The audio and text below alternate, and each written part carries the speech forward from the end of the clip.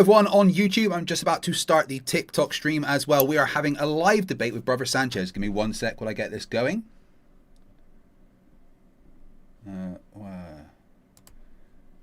Why is it not working?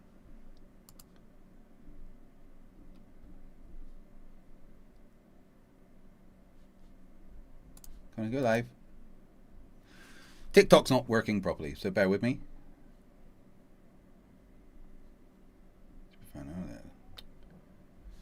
Hey, I'm going to play an intro. This is a debate with Brother Sanchez. I hope you enjoy. Bear with me.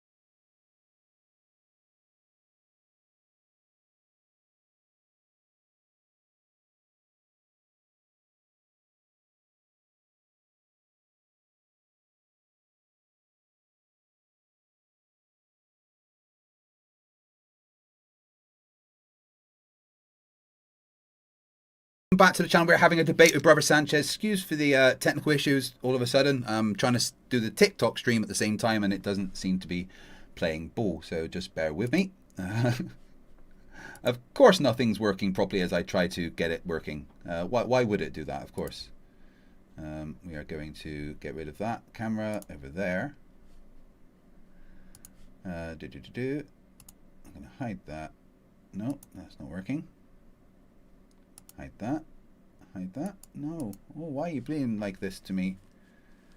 Yeah, okay, what we do is we hide that one over there. There we go. Sorted over on TikTok. My bad. Hello, everybody. Welcome to the channel. We're having a flat earth debate. It's me versus Brother Sanchez. And the moderator is not me. It is Rubiks. Rubiks is in charge of the stream. I am nothing to do with managing the Zoom call tool. It is just my the moderator Rubiks looking after the show today. So please enjoy me versus Brother Sanchez, moderated by itsarubiks. I hope you enjoy, and let's get it going. All right. Can I unmute myself? There we go. Hello, hello, hello. Right, we are live on both YouTube and TikTok, despite my inability to do tech properly because, you know, I'm a professional in everything, right? Yes. So, basically, over to you. Why don't you let everyone know what is happening and what the score is, who's debating, what's going on, and yes, I am no longer the host. Over to you. Yes. So. This is there's 3 different topics being covered. One of them is moon landing, then gravity and rotation. And we have Bro Sanchez, if you wanted to introduce yourself as well. And so 7 minutes each side, rebuttal and then discussion. We can have Q&A at the end. So am I going first with the intros, the 7-minute intro then? Sure. And let me pull up that timer. Okay, cool. Again. So 7-minute intros and then 7 minutes for each topic, back and forth and stuff. So yeah. Yep. Let me know when you're ready. All right, I'm ready to do my intro. Here we go. Yep. Hello everyone, my name is Craig McNeil. Online I'm known as FTFE, Flight of Flat Earth. And before anything else, I would like you to know exactly who you're listening to. I hold 2 degrees. One in physics and one in nuclear engineering, specializing in energy systems and fission technologies. I served in the Royal Navy. I worked with real navigation systems, inertial systems, and applied physics, the kind that does not care what you believe. It works or people die. So I'm not here for speculation. I'm here for reality. My position is simple. The Earth is an oblate spheroid. It rotates, it orbits, it tilts.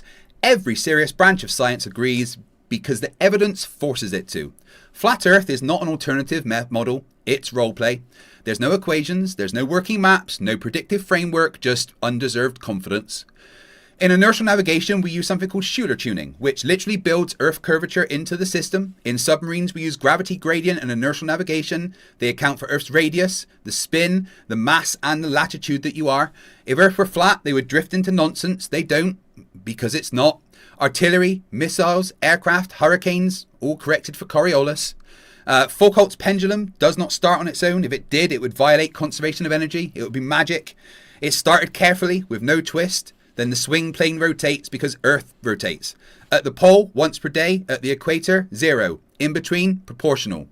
There's the Sagnac effect with 2 light beams going in opposite directions. 1 second. I've just lost my place. Technology, huh? In submarines, we use gravity gradient inertial navigation systems. Okay, so artillery corrects for Coriolis, missiles correct for Coriolis, and hurricanes follow Coriolis. Let's talk about experiments. We've got Foucault's pendulum, one of the most misunderstood experiments in physics, misunderstood by flat earthers mostly on purpose. Foucault's pendulum does not start by itself. If it did, it would violate the conservation of energy and it would be magic. So pendulums are started by humans, carefully and gently using burned threads, electromagnets, or remote releases, because if you twist it, you contaminate the experiment. Once it is swinging freely, the plane of the swing rotates, not because the pendulum moves, not because air pushes it, not because of magnets, because Earth rotates underneath it. At the North Pole, rotates once per day. At the equator, not at all. In between, proportionally. Measured, verified, repeated for over 170 years. I've done it personally. Flat Earth has never explained it, not once. The Sagnac effect, light travels different times around a rotating loop. You send light clockwise and anti-clockwise around a closed path. If nothing is rotating, they return together. If the platform is rotating, one beam travels effectively further. It arrives later. The time difference creates an interference pattern. From that, you can calculate a rotation rate. This is how ring laser gyros and fiber optic gyros work. They are inside aircraft, submarines, missiles, and spacecraft, and they constantly measure Earth's rotation. If Earth were not rotating, these devices would read 0. They don't. They read 15 degrees per hour, exactly what the globe predicts. There's shadow angles. You can get 2 cities with 2 sticks, same sun, and they have different angles, and calculate the Earth's circumference. Happened 2,500 years ago with Eratosthenes, and it's done all the time with multiple people. Antarctica is flat Earth's kryptonite. Every southern summer, the sun stays up for 24 hours. On a globe, that's guaranteed. On a flat Earth, it's impossible. Well, Duffy organised the final experiment, invited flat earthers and globe earthers, independent observers. No NASA, no government, no agencies. My friends went, my personal friends, MC Toon, Dave McKeegan, and ex-flat earther Jeranism. They travelled there in the summer, watched the sun circle the sky. They filmed it, they live streamed it, they documented it. Multiple cameras, multiple angles, multiple days. Exactly what the globe predicts happened. That should have ended the debate. Instead, flat earthers invented new conspiracies. GPS requires orbital mechanics and relativity. Flat Earth can't support that. Millions of images from weather satellites, private companies and amateur rockets, tow tanks, flight simulators, navigation simulators, they all use spherical models because they work, because the Earth's a sphere. Surveyors measured Earth long before satellites, the American arc of the parallel, using triangles and baselines and angles. They mapped a sphere. Every major bridge, tunnel and canal uses geodetic surveying. Water does not seek flat. It seeks a level, and level means perpendicular to gravity. Gravity points to Earth's centre, so water forms a curved equipotential surface. Curvature is about 1 degree every 6 to 9 miles, and that's measured. Just check out Jesse Kozowski if you need to. At cruising altitudes, about 10 to 11 kilometers, you can see the sun after it is set on the ground. You can see it below your eye level. That means its apparent position is below you when you're in a plane. On a flat Earth, that is impossible, because that means the sun would have to be inside the atmosphere, inside the clouds. The sun delivers about 1,360 watts per square metre. That's more than a powerful heater. Inside clouds, that would flash boil water droplets. You'd see steam and turbulence, not stable clouds. But we see stable clouds because the sun is in fact millions of miles away, and Earth curves away underneath it. The globe predicts, flat Earth reacts. Flat Earth has no equations, no maps, and no navigation. I've studied this, I've worked in it, I've applied it. It works, flat Earth doesn't. Reality is undefeated. There's my intro. Thank you for that. And I think it's for time for your intro, bro. I'm gonna mute Craig for this, so whenever you're ready. I'm ready. Yep. I'd like to start off by saying Craig was in the Navy, he mentioned.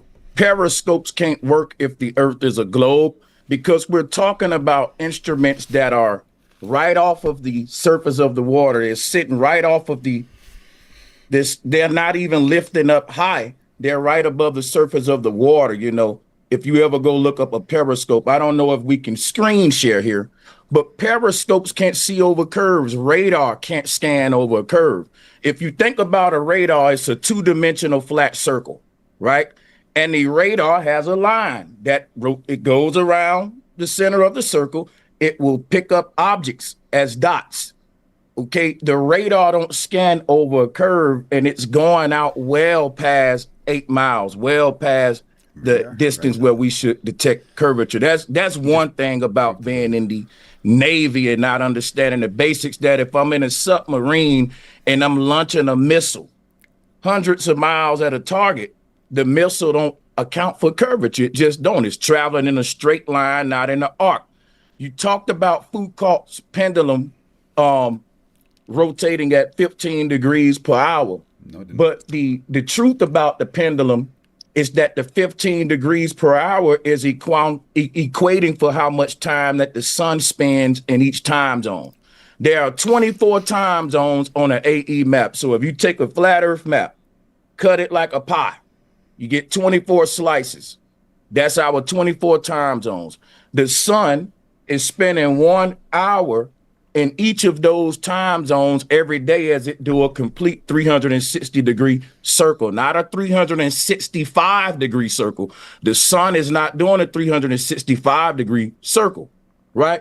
The sun is doing a perfect 360-degree circle, and it's spending 1 hour in each of the 24 time zones, giving us 24 hours. Each of those 24 time zones represent 15 degrees of arch that the sun is doing in a circle. Now, what is 15 times 24? 360 degrees. Simple math.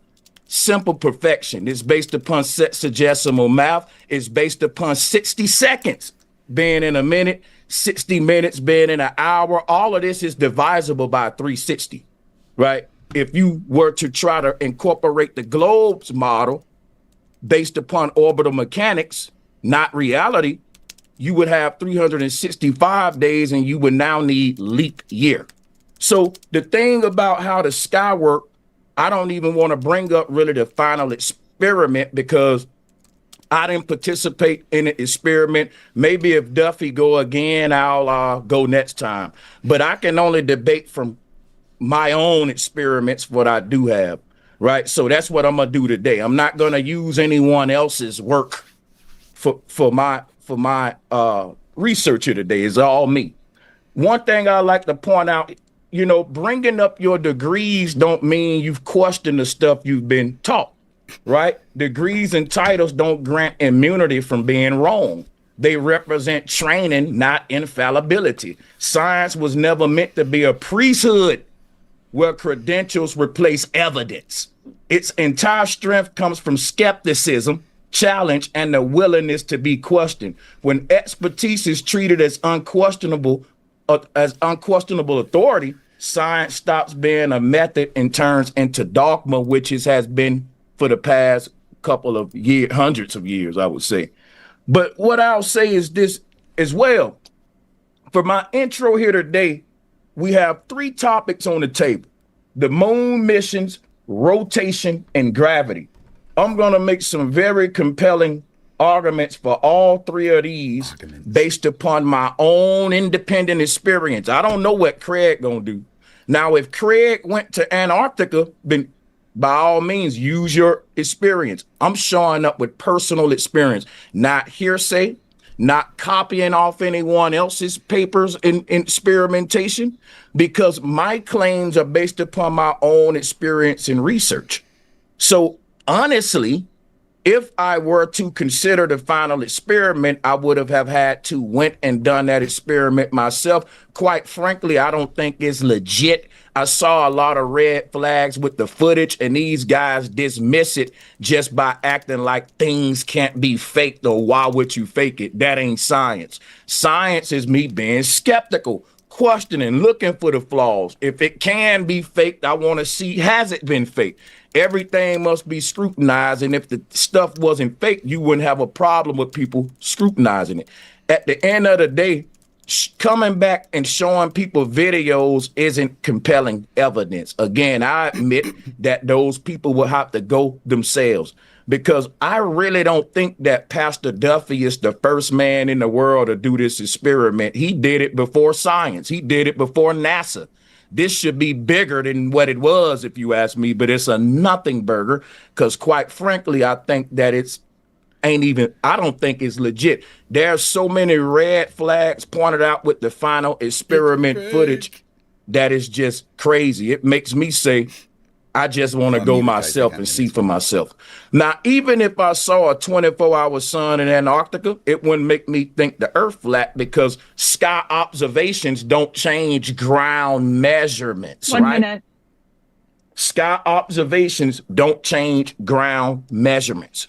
So we're not going to let Craig skate by bringing up his degrees, because that's just not proof of any of his claims. He has to show up today and legitimately prove what he's saying, and he can't just lean on degrees. So that was a good try. I'll spend the latter of my time saying this as well. Pay attention to both arguments throughout the debate, and see who is making critical thinking analysis based upon their own personal observational research, and see who's just regurgitating stuff that they haven't challenged. Because which one of those is science and which one of those is indoctrination? I'm here today to question what I've been told. And if you find the flaws that I found, then you can understand why I'm saying the earth is stationary and flat.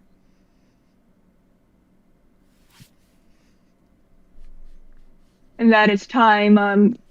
Who wanted to start with the moon landing debate? Bro. I was first for the moon missions. I think that'll be me. Just making sure. And I also would, before you start the time, I would like to prepare my little thing here, and I'm gonna screen share. I don't know if you got this. Okay, here we go. Screen share. Yep. Am I screen sharing on your end right now? Yes, on my end, yes. Okay, cool. All right, I'm gonna read this, and then we're gonna examine some of the moon landing, the footage from the moon landings. But I want to read my notes first for my argument. You can start the clock right now. Do you want me to let you know when you have a minute? Cool.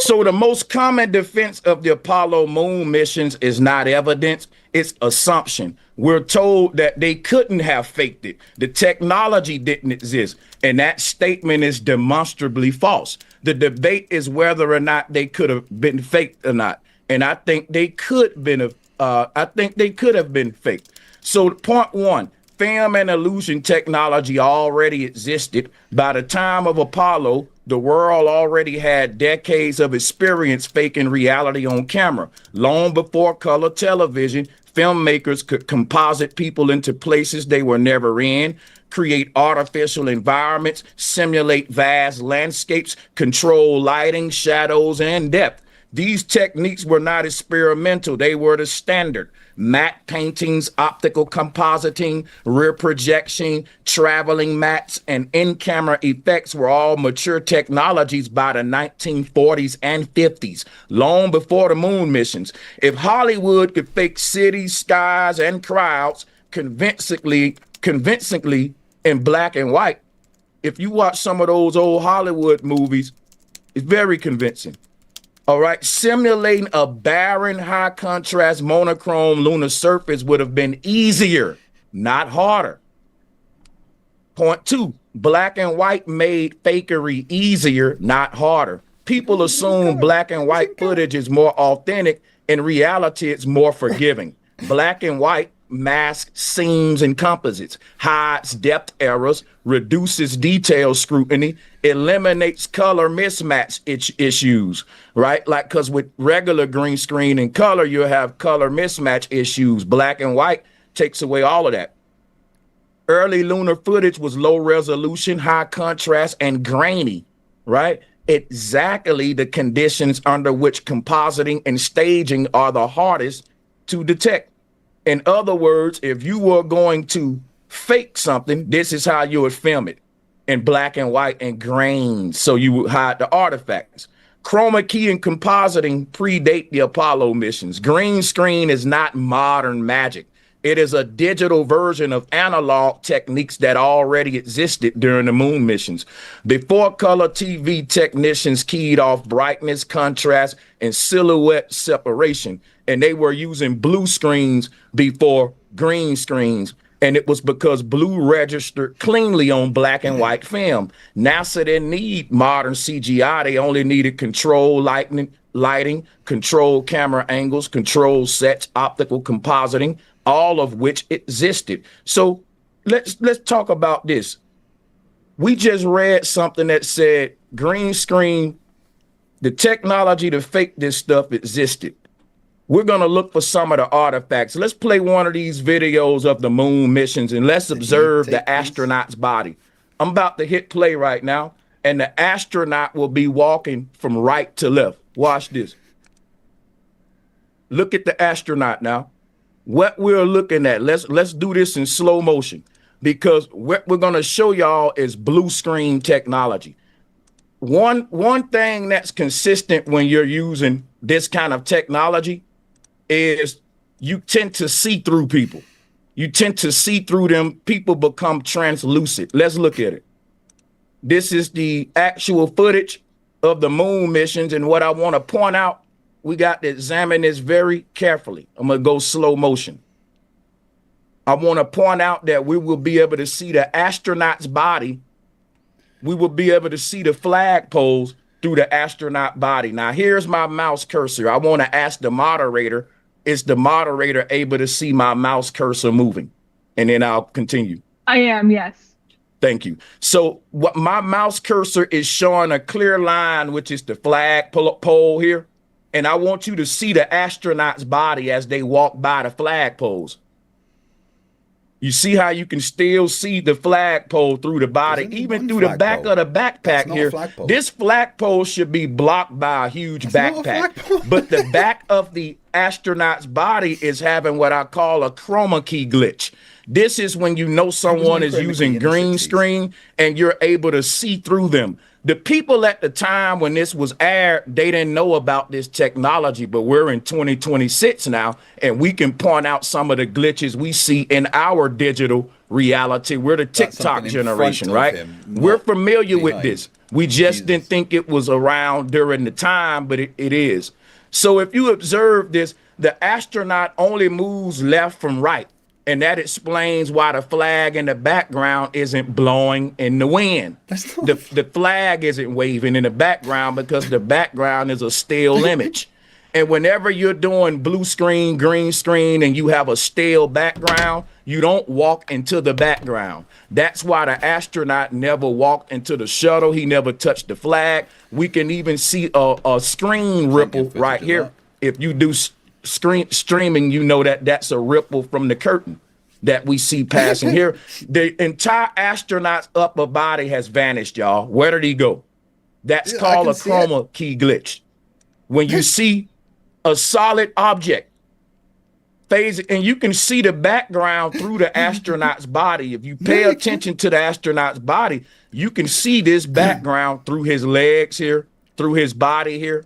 Look at him. 1 minute. He's see-through. He's see-through. So I showed you that when they make the argument that they didn't have the technology to fake it, that's a lie. We did have the exact same capabilities we have today. It was just a more analog form of it, but it had the same capabilities, and black and white made the trickery less visible. It made it, because when you got all of this grainy footage and stuff, people, they think that that's just part of the low quality of the film. And that's what the news people said here, but low quality film don't make a person see through. Chroma key does. So the moon missions are something I got to believe in. It makes it a belief system. That ain't what science is about. And I choose not to believe. So can't no one force me to believe something I don't want to. Just prove it. And you can't. I'll yield there. Yeah, you yield. You got no time. Okay. And it's Craig's turn for his intro, and then we'll go into the rebuttals. Can you stop Bruce screen share? There we go. Yes, and let me know when you're ready. Okay, so one sec. Do you want me to give you a minute warning? I can see the timer. It's fine. Okay. Right. Here is the problem. To fake Apollo, you don't just need a camera. You need to fake physics, engineering, orbital mechanics, telemetry, radio tracking, independent verification for over 50 years without anyone proving it was fake. Ever. That alone should make you suspicious of the conspiracy, not the landing. Let's start with the cameras, because a common claim is they filmed it at high speed and slowed it down. That sounds clever until you understand 1960s technology. In 1969, there was no digital storage, no solid-state drives, no terabyte servers. Video was stored on magnetic tapes. NASA transmitted live video from the moon. It wasn't stored and edited, it was broadcast. To fake slow motion by overcranking, you need massive amounts of extra film, massive storage, and massive processing capabilities. That technology did not exist in the 1960s and 70s. And even if it did, where's the missing footage? Where are the extra reels? Well, they don't exist either. Let's talk about one of my favorite bits, the moon buggy. I'm going to share my screen here. Where is it? Sorry, let me get the right screen up. Oh, goodness. One sec, sorry. It's that one, so... Right, share. Right, so if we go to... Sorry, I had this all prepared and I've moved all the stuff around.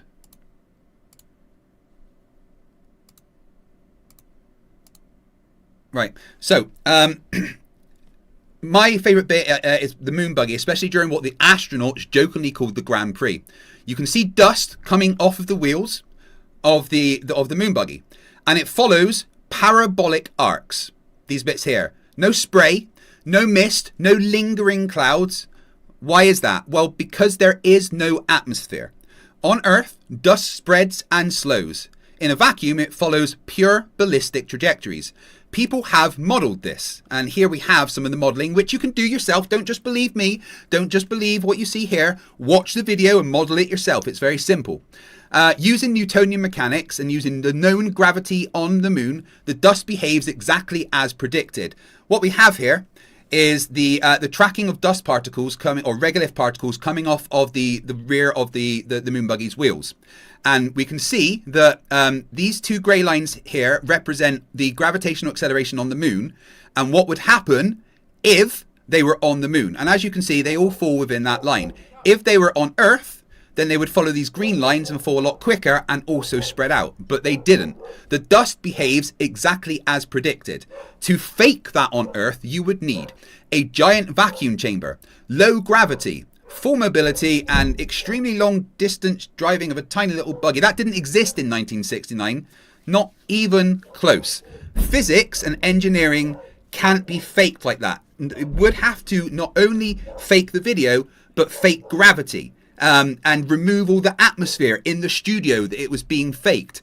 Dust cannot travel in a pure parabolic arc when there is air. It would disturb it, and it doesn't. Watch the videos yourself, analyze the footage yourself, do the maths yourself. It is impossible, because if they faked it, they had to change gravity, and they had to change the actual atmosphere in the studio that it was done in. So I'm going to stop sharing there because that's the only bit I needed to share.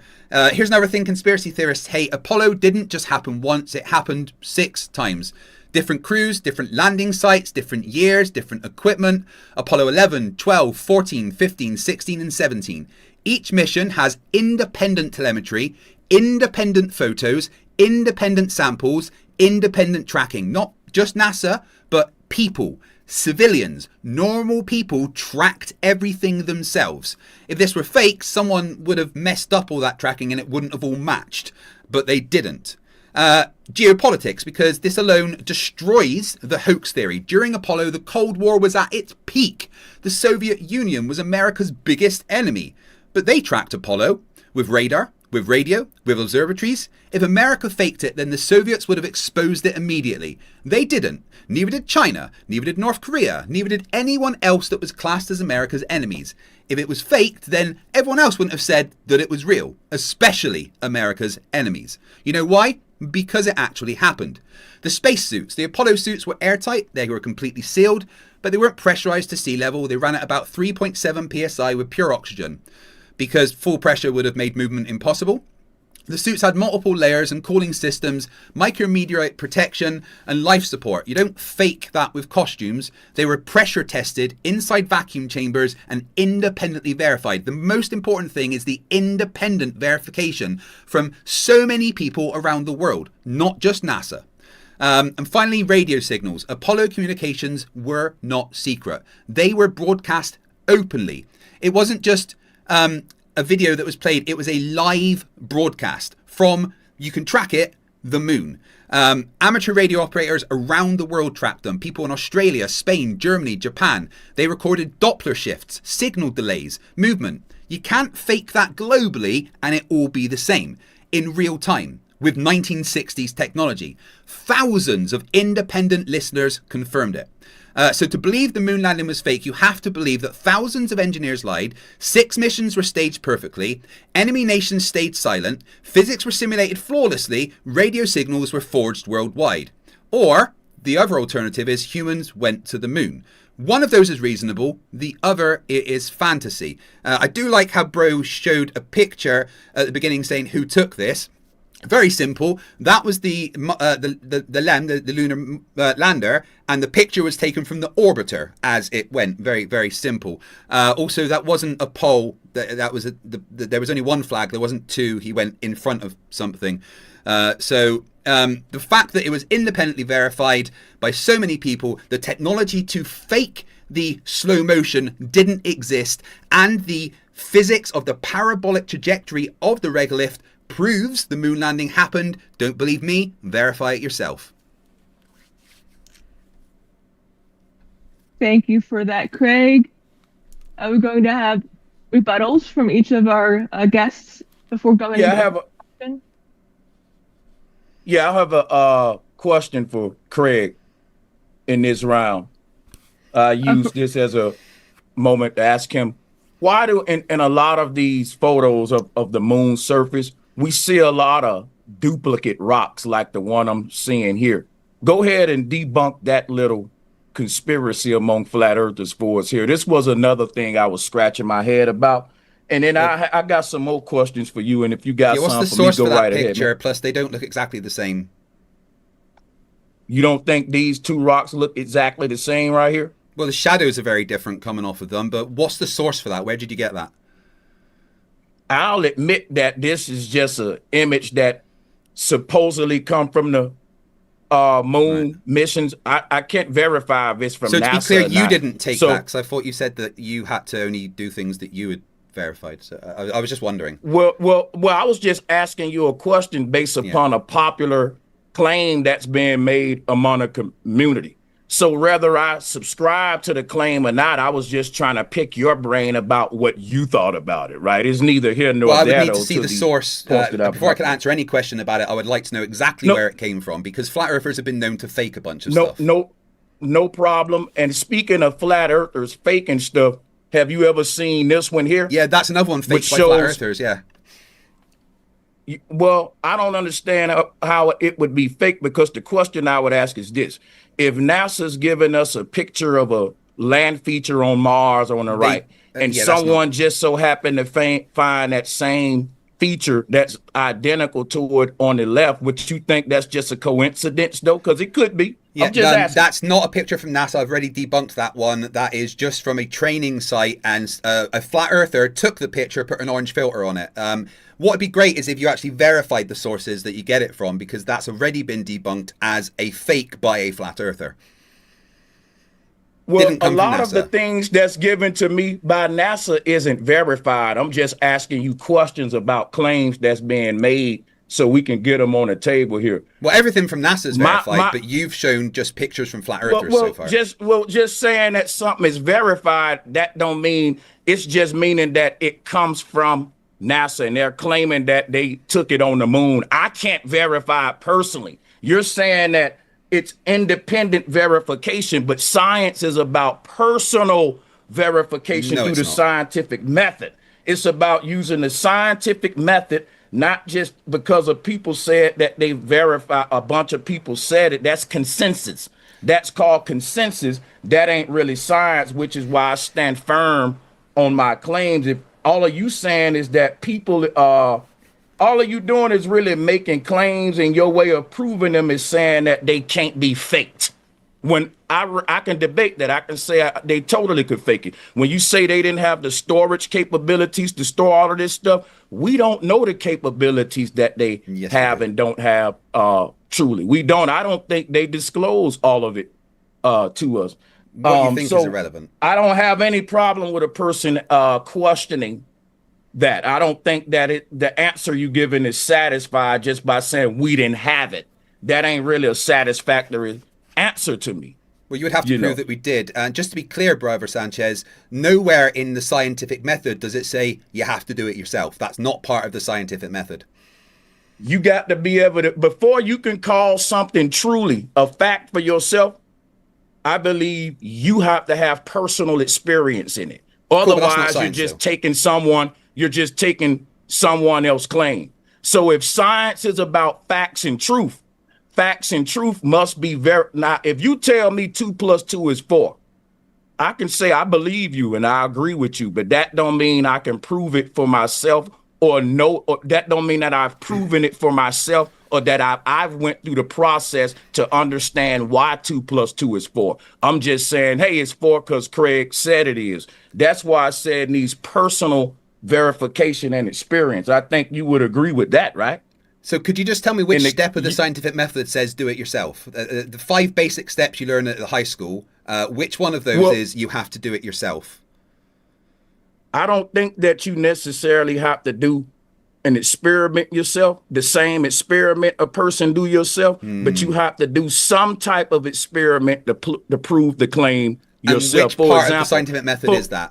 Just to be clear, which step of the scientific method is you have to prove it yourself? I didn't say that the scientific method necessarily said that. I said by using what I'm trying to say is that by using the scientific method, a person can deem something true or false based upon personal experience, based upon hearsay from a bunch of people. And which, that's again, all I'm saying. Said the scientific, which part of the scientific method includes what you've just said?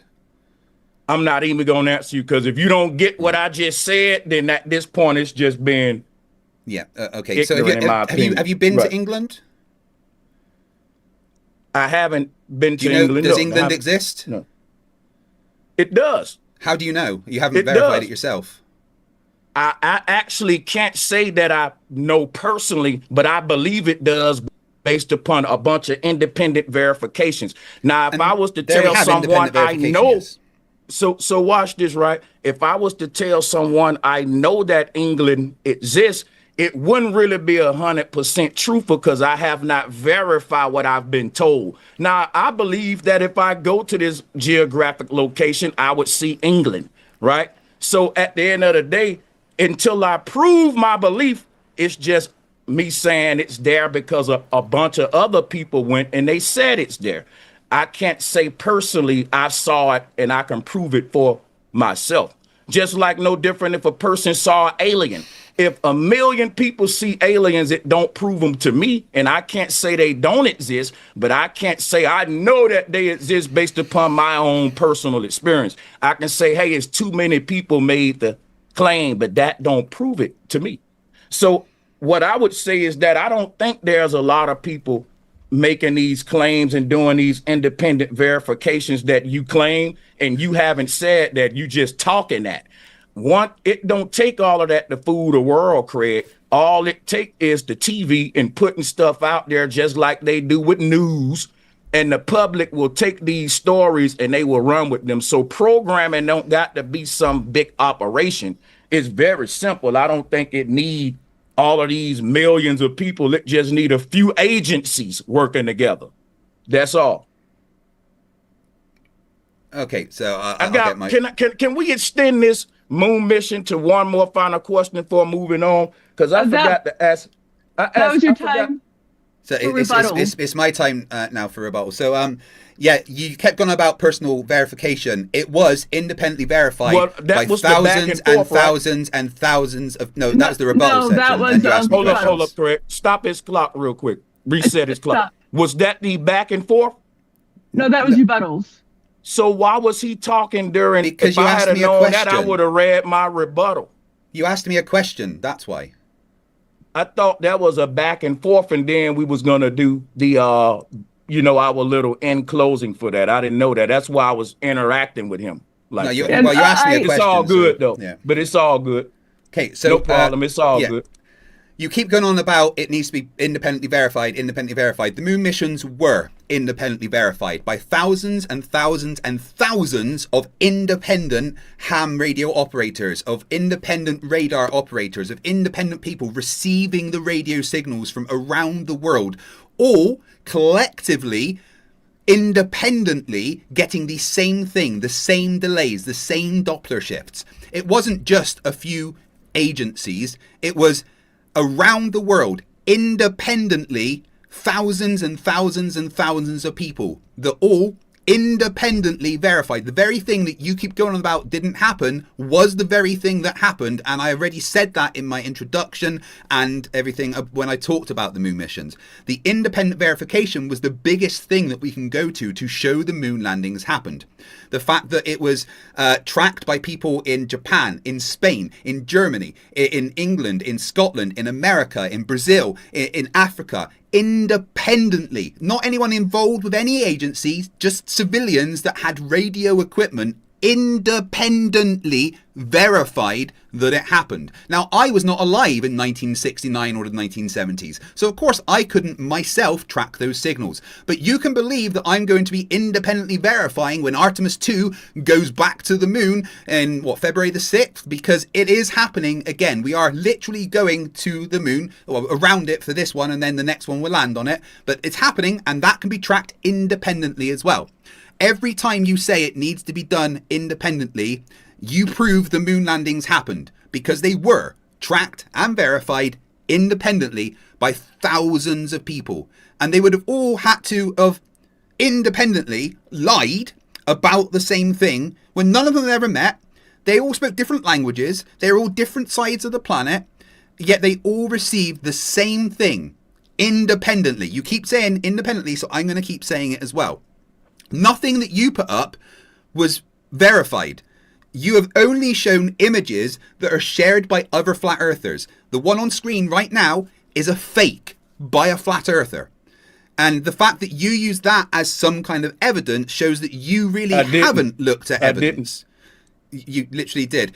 You also claimed that he walked in, that a flagpole was behind him when that wasn't a flagpole. That's something in front of him that he's walking past. You can never see the background behind him. You just see textures on the screen. Yeah, that's not a flagpole there. That's something he's walking in front of. The flagpole is the thing to the left, and that disappears as he goes past it. So, yeah, everything that you've shown was showing that the moon landing happened, or that flat earthers fake it to try and show that it didn't happen. So, yeah, I don't know why that's not a flagpole. That is not a flagpole. The flagpole is to the left. There was only one flag. That's not a flagpole. You can keep rolling the cursor over it. That's not a flagpole. There is only one flag. That's not a flagpole. Why are you doing that? Because it's not a flagpole. That is something that he is walking in front of, not behind.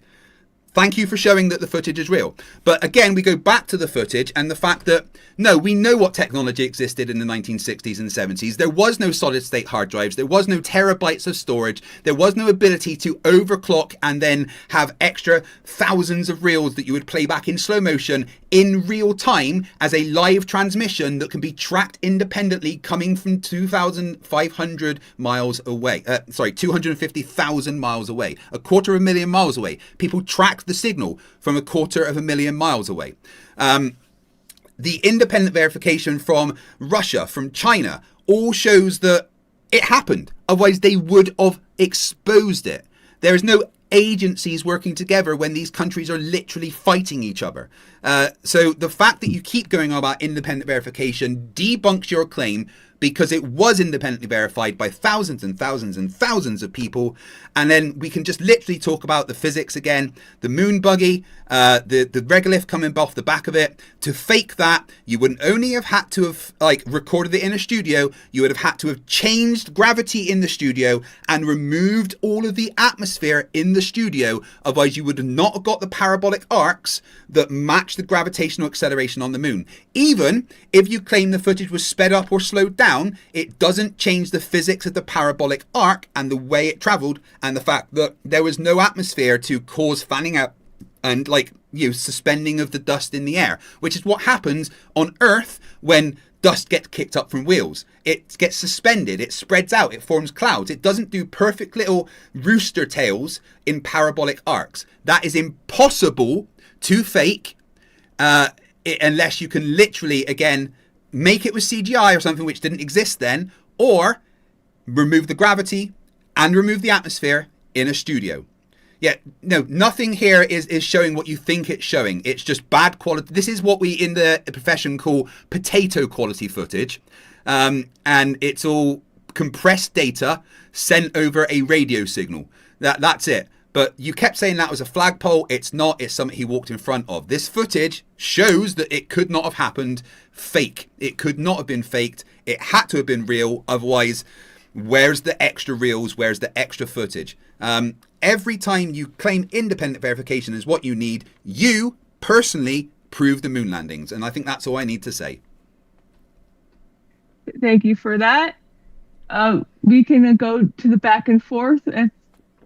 And if you'd like. Yeah, no problem. Yeah. So, Craig, before I ask you some questions about this footage that I'm definitely finna ask you about on this back and forth, because you got a lot of explaining to do by saying that's in front of him. But before we go there, let me ask you this. How did we lose the knowledge to get back to the moon? Because when people ask, why haven't we? When people ask, well, I'm going to ask you in your own words, because I'm putting the answer on you. I want you to give me your own. Why haven't we gone back to the moon? Money. And money? Yeah, really? After the last moon mission, NASA's budget was slashed severely. They used to get but about Trump gave them. Trump gave NASA. No, he boosted their budget. No, he didn't. Trump cut NASA's budget, and even what they get now is a tiny percentage of what they used to get relative to the federal budget. Back in the 60s and the 70s, NASA's budget was like 8 to 10% of the federal budget. Now it's less than 1%. They stopped funding the moon missions, so they didn't go back. But now they are going back. They didn't lose the technology. So they stopped making it, and now they've made new technology, and they are going back. It doesn't make sense when you say it was financially, because since then we've been sending all type of stuff up to space, supposedly the James Webb Telescope and all kind of big projects. So Yeah, I that's not just people. don't understand how it's a financial thing. But when you kept bringing up independent verification, I think you was missing my point. I was saying there's a lot of independent people that have verified UFOs, but guess what? I still don't accept aliens as real because I haven't verified it. You see, that was the point that I was making. So I don't. You're right. So my thing is, There's don't no have radio to signals and verify tracking from thousands of people with UFOs. Well, you haven't showed no proof of that. You've just said that out of your mouth the whole show. Anybody can go and search themselves and look at the independent verification. Don't believe me, look it up yourself, and everyone will find out that it's correct. But no, let me answer your question about the James Webb Space Telescope and stuff. Didn't have people on, didn't need to be engineered to have people on it. It's just a satellite that was put in space, which is a lot cheaper now than it used to be. The amount of money they spent on that was crazy. It was less money than they spent on the moon missions. The moon missions were a lot of money because they needed to make it safe for people to be there. You do not need a person on the James Webb Space Telescope. The James Webb Space Telescope, yes, cost a lot of money, but still less money than NASA were getting during the moon missions because it didn't require a person. What we've been doing is the ISS, which again costs a lot less than the moon missions because it's in low Earth orbit. You don't need to go as far. And we've been doing experiments up there for years instead. I want to, because we only have a certain amount of time. I don't want to spend it all on the financial part of the mission. I want to go into some of the like technical stuff. Like in space, water behaves differently. This is an image that shows us water doesn't flow in space. You don't have rivers. you have. And I'm gonna set this point. I'm gonna ask you a question. So we have globs, water globs in space, basically. So the question I would ask is, because the equipment that they was using was based upon allowing air and water to flow or circulate, which is what we call forming a current. So the equipment that they relied on, the physics required for it to operate, space don't allow for that. So you can't really make water flow through these pipes and flow like a river through here, because the water just gonna tend to glob up. It's just gonna tend, just like the gas. The gas is gonna glob up, right? It's gonna. Yeah. So let me answer that then. Go ahead, and then we'll go to the footage. It was in a pressurized system and it had pumps, so it absolutely could flow. It only globs up when there's no forces acting on it because of it has a equipotential energy. Hydrodynamic equilibrium is what it's called, when there's no forces acting on it. You put it in a pressurized system and add a pump making it flow, it's no longer under hydrodynamic equilibrium and will react to the forces acting upon it. There is no reason it would glob up inside a pressurized pipe with a pump pushing it. I'm sorry that you don't understand that very basic thing about engineering. The fact is that water reacts to forces acting upon it. The only time it globs up like that is when it's got no forces acting upon it. When it's in a pressurized system, it's got forces acting upon it. Okay, cool. You can just make it up as you go. The people can decide. They'll see. I'm an engineer. I know how it works. The point that don't mean you're an honest person. There are many people in. Yes. Okay, so cool. So my thing is, your argument is calling me a liar. Is that right? So let's move on with question. Let's move on with this. So the surface of the moon is 250 degrees. Water boils at 212. So I'm guessing that their airtight system saved their water from boiling. Also, Velcro can make something airtight. Duct tape and Velcro can make something airtight. It wasn't duct tape and Velcro. These suits had multiple layers with zips and poppers and airtight things. Yeah, zips can be airtight. You ever heard of a diving suit with zips? They're airtight, right? Okay, cool. And okay, during these years, we had fancy airtight suits. Yes, they were independently verified. Yes, absolutely, 100%. Also, could you please tell me the difference between heat and temperature? That'd be wonderful. All right, let's spend some time on this footage. We don't want to Well, one question. I've got a question for you. Can you tell me the difference between heat and temperature, please? The time is running out, and I really want to ask. Well, yeah, but I'd like to ask a question as well. My question is, can you please tell me the difference between? Craig, please, we only. No, got I'm asking a question. Why are you running from the question that I'm asking? We haven't addressed this. Can I please ask a question? Craig, I'm not going to answer it, Craig. I want to talk. Okay, I accept spend the time on this flag. Look. I want you to see this flag right here. Watch when he get in front of it. Boom. He's in front of it, but I can still see the flag through him. No, this you really is his can't. head. It's his potato head. footage. Listen. This is now it's potato footage. This is his clearly head. That's potato footage. Right here. Correct. This is his head right here. I can see the flag square. Yeah, 90-degree it's angle to do right with the here amount of through frames his that's head. being displayed. Through That's his all. head. Yeah, Bro, it's to do with the amount of frames that are being displayed. It's a hollow, that's all. man, but chroma key. That's chroma key. They didn't have chroma key in the head. 69. Which software did they use for the chroma key? You think they didn't? They had technology that can do exactly what it did. Can you prove that claim? claim? Explain. Can you prove that claim? A 90-degree. Can you prove that claim that they had that technology, my notes. please? They had blue screen. Go look it up, just like you told me. Go look it up. They had blue screen technology, and they was able to do these effects during that time. Live in real time? I don't think so. No. You can't explain to me why I'm saying this 90-degree angle through his head, and I'm still looking at the It's really bad footage. It's compressed. It's data. But and at first you said it was in front of him. No, now it's bad footage. No, okay, I was talking about the pole to the right. To get it right. It's cool, bro. If you're gonna lie, bro, that's fine. You can lie all you like. For the other topics, how would you feel about having 14 minutes back and forth so you have a little bit more time? Well, no, it was just because the first one I was confused on whether it was the back and forth of my or my rebuttal, but that was my fault. I got you now. But we cool. We don't need 14 minutes. He can start the next round. I think it's rotation, gravity, one of them. Gravity is the next one, and 7 minutes. Each of you have a 7-minute intro, 7-minute rebuttal, then an exchange. So whenever you're ready, I'll start the clock, Craig.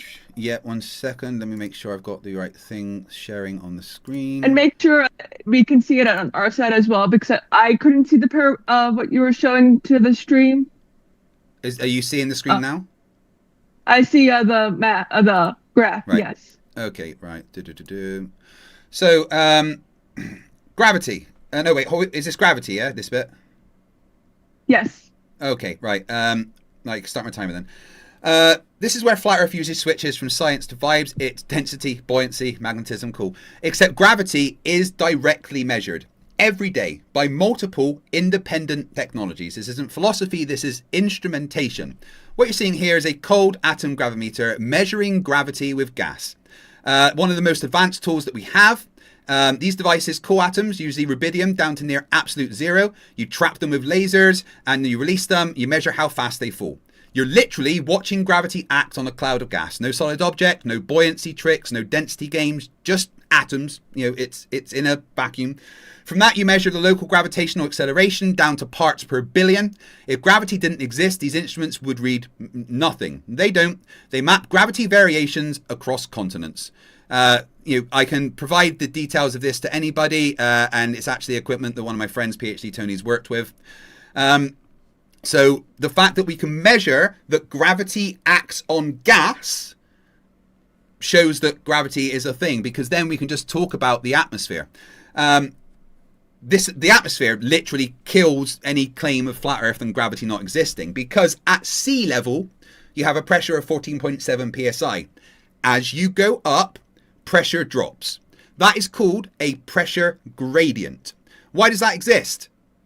Desert file? Gravity. Gravity pulls air downwards. If there were no force acting downwards, pulling the gas downwards, then, as we all know, high pressure would flow to low pressure and equalize. That's what gases do. And within days, the atmosphere would be uniform. There would not be a gradient. The fact that there is not an upward rushing wind with the high pressure going to low pressure shows that there is a force pulling the atmosphere, the gases of the atmosphere, down, because gravity acts on everything with mass. No gradient, no breathable layer, no weather, no clouds, but we have a stable layered atmosphere. It's not dynamic, It is a stable layered atmosphere. The pressure is higher here than it is here, higher here than it is here. The pressure drops predictably based on the gravitational attraction of Earth. You can calculate what the air pressure should be using Newton's law of gravitational acceleration. And it works out. It matches what we see in the atmosphere. That requires gravity, full stop. Now, every bridge, every skyscraper, every dam, every tunnel is designed using gravitational loading. Engineers calculate dead load, live load, wind load, and seismic load. Gravity is in every single one of those equations. If gravity were fake, then they wouldn't be involved in the equations that engineers use to build structures. Because gravity is real and predictable. If you go to mctoon.net/G, please everyone just do it in your own time. Now bear in mind, this isn't MC-Toon's information, this is just links that MC-Toon has on his website. And there is at mctoon.net/G countless, well not countless, but a whole lot of measurements of gravity that you can verify yourself. Here's one that Flat Earth can never explain. You weigh different at different latitudes on Earth. At the equator, you weigh slightly less than you do at the poles. Why? Well, there's two reasons. Earth's rotation is the first. Earth's got a bulge, which means that at the equator, you're slightly further away from the center. And because gravity is, inversely proportional to the square of the distance, you are slightly further away from the center of mass, so you weigh slightly less. Also, the fact that the Earth is rotating causes a centrifugal acceleration pushing away from the center at the equator. There's no centrifugal acceleration at the poles because the tangential velocity is 0. This is predicted, this is calculated, and this is measured. If I can just share my screen again, I will show that. So if we go here to Critical Think, who went to Antarctica, and while he was in Antarctica, he did the experiment of measuring some weights. He'd obviously previously measured them when he was in Australia at several different points in Australia, I think in some places in Asia as well. But he measured that these weights that were tested to be an exact weight were different. It measured a different amount when they were at Antarctica than when he was in Australia. You can ask him personally for all the independent data that he collected. It's all documented. He actually live streamed doing this experiment, showing that the weight was a different weight than when he measured it in Australia. Because he did actually live stream doing the experiment before he left as well. So the fact that you can literally measure a different weight depending on where you are on Earth is a prediction of Earth's gravitational acceleration, and the fact that Earth has slightly wider at the equator and slightly, the polar circumference is less than the equatorial circumference. So you're going to weigh more at the poles than you do at the equator. And this is shown with experimentation. There's no explanation for this if the Earth is flat. There's absolutely zero reason why you would weigh different. This is why gold is weighed locally. Otherwise, what you could do is just get some gold at the equator, go north and sell it for more. But no, you have to weigh gold locally with a locally calibrated scale. Otherwise you could just literally fool people. Buoyancy is something that requires gravity. That's why there's G in the equation. It literally is a result of the fact there's an acceleration in the opposite way to the buoyant force. This is shown by if you're in a car with a helium balloon, you drive forward, the balloon goes forward because the air moves backward, creating a buoyant force. The buoyant force is in the opposite direction of another force. It's called a reactive force. Gravity creates buoyancy on Earth going up. Submarines are my favorite one. Submarines use something called gravity gradient navigation, which literally measures the distribution of mass underwater, like an underwater mountain, to let submarines navigate without using sonar, which means they can stay silent and still do their job. They compare the local gravity measurements that they get to known gravity maps taken from satellites to actually calculate their position. This is something that I have personally verified and used. Bro Sanchez is showing things about buoyancy, which is all an effect of gravity. He obviously doesn't understand clouds. That's why he's sharing during my time. Thank you very much. Yeah, it's try to keep your evidences during your own time. I'm sorry, I didn't know that y'all would. I was just getting arming up, getting ready. My bad. Yep, no worries. I like it. So Your time will start whenever you start talking, and Craig will be on mute for the time. Okay. He said gravity pulls gases down, but that's not true, because guess what? If gravity pulled gases down, then gravity will keep pulling these clouds all the way down to the ground, and it just won't stop right there. The reason the clouds won't drop no further is because of density. You don't need gravity when you speak density, because density says that if something is less than the medium it's in, it will sink. If it's less dense than the medium it's in, it's going to rise. If it's more dense, it's going to sink.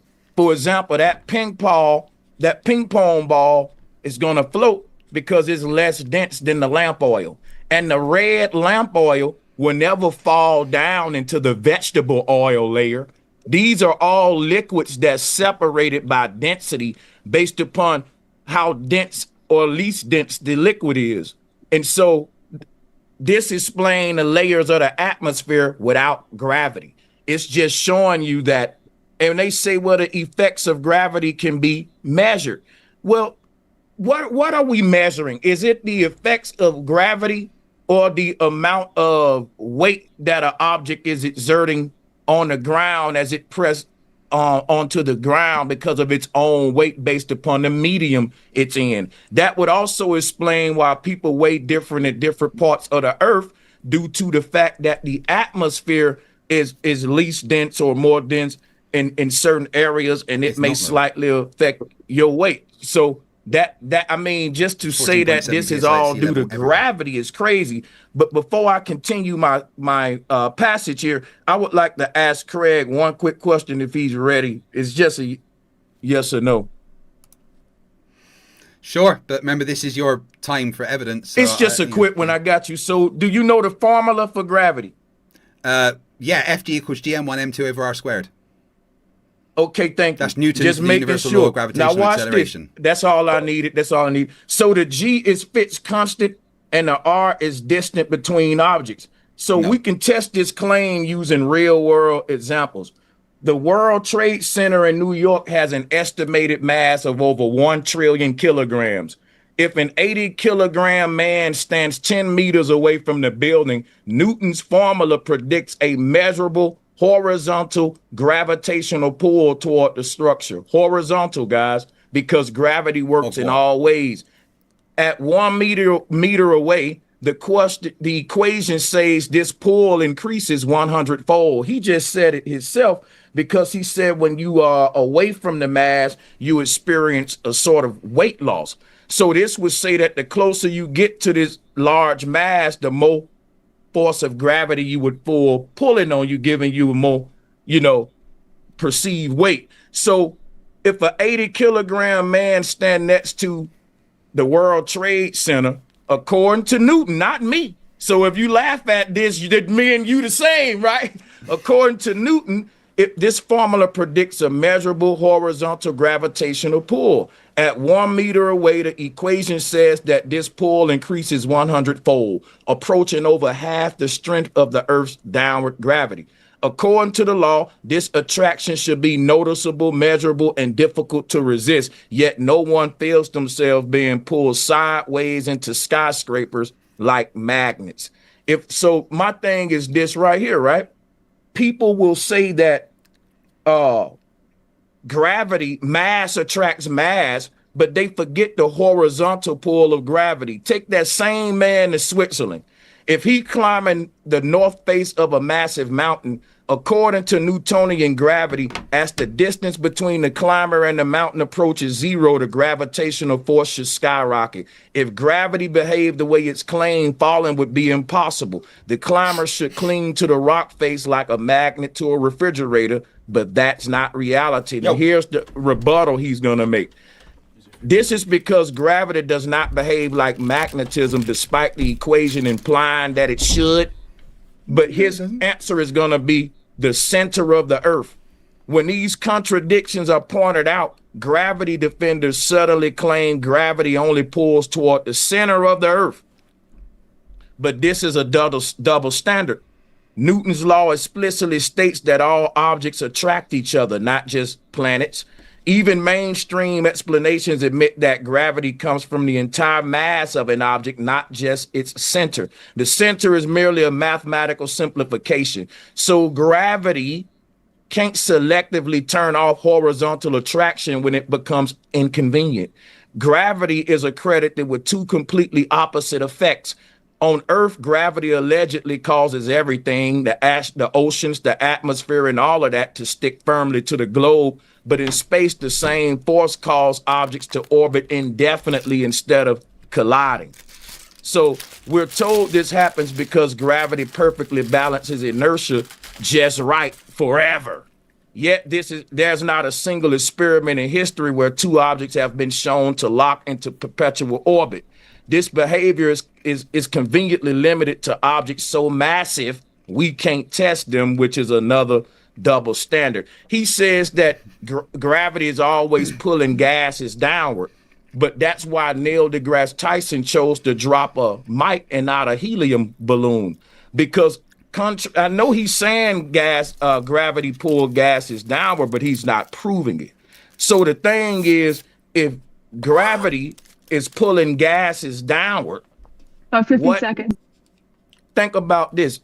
Let's look at Newtonian theories from another perspective. Let's say that the apple that fell on Newton fell into some water. He would have saw the apple fall through the air and float on top of water due to density, not gravity. That's why a bubble in the water can escape and float up to the surface, but gravity is pulling gases down. But the bubble in the water, somehow it goes opposite of where gravity is pulling it. He need another force to play tug of war with gravity, but there are not two forces, one pulling down, one pulling up. It's just the law of density. And if I'm heavier than the medium I'm in, I'm sink. If I'm lighter, I float. Pointing out a natural phenomenon as proof. So, I'll land right there. That's my time. Yeah. That's my time. Yeah. So it's the back and forth. No, so it's time for the rebuttals. Rebuttals. Gotcha. Yeah, so okay. This is very, very easy. I know bro didn't do the maths, but I did. So if you do FG equals GM1 M2A squared for a man, average weight man, and the building that he was talking about, the attractive force between the two would be 0 at 1 meter, right? If 1 meter away from the building, the attractive force towards the building would be 0.002 newtons. You go a mile away, is 0.000000007 newtons. You're not going to feel that. That's far too small for you to even register that that's happening. That's not even a slight breeze. It's literally a speck of dust, even less than that, touching you. Now, however, we have measured horizontal attraction. An experiment called the Schehallien experiment in Scotland used what is known as the most symmetrical mountain in the world, Mount Schehallien, to literally measure the horizontal attraction between a plumb bob and the mountain, showing that the Earth is the main thing that's putting down, but of course the mountain also has an attraction, and they calculated what the attraction between the mountain and the pendulum was, showing that there is a sideways acceleration. It's a lot less than on Earth, than the Earth is creating, but it is there. Like I said, between the man and the building, 0.002 newtons at 1 meter away. Bro said that there has to be another force. Correct. That's called the force of buoyancy. As I explained, buoyancy acts in the opposite direction to gravity. Very, very simple. So let's take a helium balloon, which will go up as you let it go. We know that. Why? Because of the force of buoyancy. The force of buoyancy is acting in the opposite direction to gravity because the mass, if you take the volume of the balloon and then the volume of the air around it, the air has more mass, more density than the volume in the balloon. Therefore, the air around it is pulled down with a stronger force. The acceleration is the same, but because the mass is more, because, F equals ma, the air around it is pulled down with a stronger force than the balloon, which creates a counter force in the opposite direction called buoyancy. Bro's absolutely correct. You need another force. That force is called buoyancy. What is the formula for buoyancy? Rho GV. That G and that stands for gravity, the acceleration due to gravity. So bro kind of debunked himself twice, because yes, there is a horizontal acceleration, literally measured. Thank you, Sahelian. And Cavendish literally shows that there's a horizontal acceleration. And buoyancy is the other force that he was saying there needs to be. Thank you for explaining how there needs to be another force to act against gravity. Clouds, no, they're not gas, they're water droplets. Buoyancy and air currents hold them up. But what happens when they get too dense? Oh, that's right. The buoyancy and the air currents are overcome by the mass and the density, and it rains. So clouds, once again, explain gravity and do what gravity predicts them to do. Everything about gravity is measured constantly. Density is not a force. Density can't do anything on its own. So he's talking about the density tower with the ping pong ball at the top. Great. Take that density tower on a vomit comet. Anyone just go up and look at the video now. Density tower on a vomit comet. What happens when the vomit comet begins its parabolic arc and the net gravitational acceleration inside that plane becomes 0? That density tower disappears because there is no force organizing the density of those layers. They don't just organize themselves magically for no reason. There has to be a mechanism arranging the densities. That mechanism is created by gravity. That's why when you counter out gravity by being on a vomit comet, that density tower disappears. Everything that bro presented there debunks him, debunks his own claims about gravity without him knowing it. And the reason at the beginning I brought up my degree in physics and my degree in engineering is because I have a practical knowledge of how the world works. I don't just believe what I'm told. I have tested these things. I measured gravity personally to test if it was there. I had to pass my degree. It's literally a measurement that can be done by anyone with an ounce of intelligence. You don't even have to be that smart to do a Cavendish experiment. You can even calculate the gravitational acceleration by dropping a pencil and measuring how fast it accelerates. That's really not a hard thing to do. The thing is that gravity predicts everything about what we see happening that we say is due to gravity. It matches the predictions every time. Bro said that gravity should act like magnetism. No, not in the slightest. Gravity is an attractive force. There is zero repulsive force involved in gravity. Magnetism includes repulsive forces, which don't exist in gravity. So the claim that gravity should act like magnetism is a misunderstanding of everything around physics.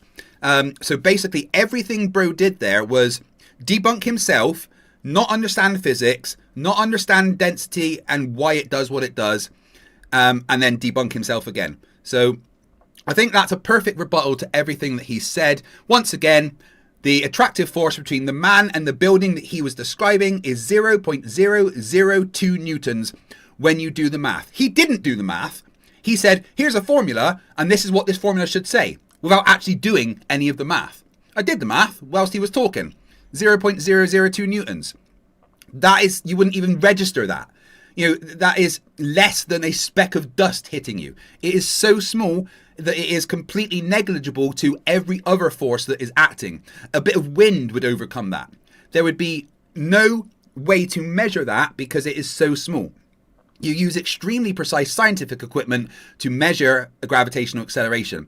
Recently, there was a Cavendish experiment done on the millimeter scale using gold balls, showing that even at the micro scale, the gravitational attraction of Fg equals G m1 m2 over r squared does exactly what we predict it to do.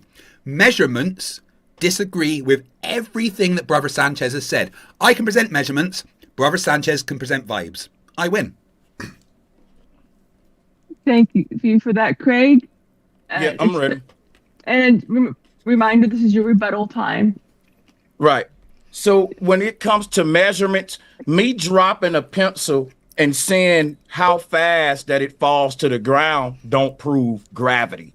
Because if I say that a force called gravity is pulling the pencil down to the ground and I drop the pencil and the pencil falls to the ground, that doesn't prove the force called gravity. It just proves that the pencil dropped to the ground. If I say that the sun is going to rise in the morning because a mysterious evil force called Satan is going to make it rise, and the sun rises in the morning, does that prove my evil mysterious force? Or does it just prove that the sun rises? Don't let this man fool y'all. That's trickery that he's doing. So watch this right, y'all. He said that, let me go back to my screen share with my density in the cup one more time. He said, if I put this on a vomit comet, then everything will be messed up and disoriented. You won't have these perfect, beautiful layers. He's right. But guess what? Last time I checked, the globe Earth was a vomit comet.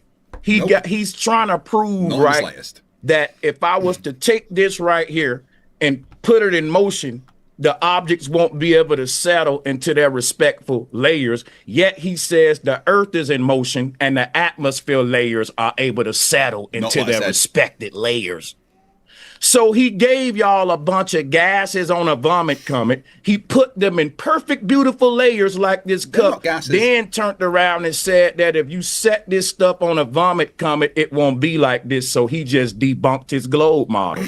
He just debunked his model, y'all. He put his gases on a vomit comet. I'm the one proving that the gases are on a stationary plane and they would settle as such. It's not because gravity is pulling the stuff down, because gravity would pull that ping pong ball down to the honey layer where the boat at. Gravity wouldn't respect layers. Gravity don't exist. You said density can't stand on its own, but you admitted before that gravity needs buoyancy. Density don't need neither one of them. So gravity is the one that can't stand on its own, because it only explains why things drop and not why they rise. Why density explains why they rise and fall, and it don't need gravity or buoyancy. It's a simple law. It's not a theory, and the law is demonstrated with this example that I got here. The cherry tomato won't drop from its layer because it's less dense than the milk beneath it, and it's more dense than the water above it. So it's trapped in the dish soap layer, right? It's that simple. Did I ever use a word called gravity or buoyancy? Nope. I'm explaining the law of density independently of using two forces playing tug of war with each other. So once gravity start playing tug of war with buoyancy, the question is, who decides which one win? Mass. And his science would tell you, well, gravity loses if the object is very light. Then that's when buoyancy wins. And if the object is very heavy, then gravity wins. So, bro, one sec. I think the host is left by, I don't know what's happened. That Emily's dropped out. I don't want to have without a moderator. Can we just pause for 1 second and see if we can get Emily back in? Long as you don't make any rebuttal arguments. No, I'm not going to. I've got them ready. Okay, but cool. I think I had about like 4 minutes left. Yeah, I think it was about that, but I'm not sure. But give me 1 sec. I know they've had some very bad weather where they are. So let me just check 1 second. No, that's just that butt whipping. That's all. Just a good old. Give me a sec. Let me quit, man. This truth messed the host up. Right, okay, you're coming back. Okay. Do you remember how long bro had left? Like 3 minutes. Yeah, my cat turned off my computer. Bloody cat. See, that's messed up, man. That is messed up. Are you just joining back in the thing so I can make you host again? And put me like 4 minutes on the clock. Right. Give when you come back, give bro 4 minutes, okay? Yeah. That's what's up. So apparently their cat turned off the computer. I won't speak till she come back. Maybe we can play some music or something. As long as it's not one of your raps, that's cool. You don't like rap? I like good rap, yeah. I mean, my raps are pretty good. Right, here they come back. 1 second.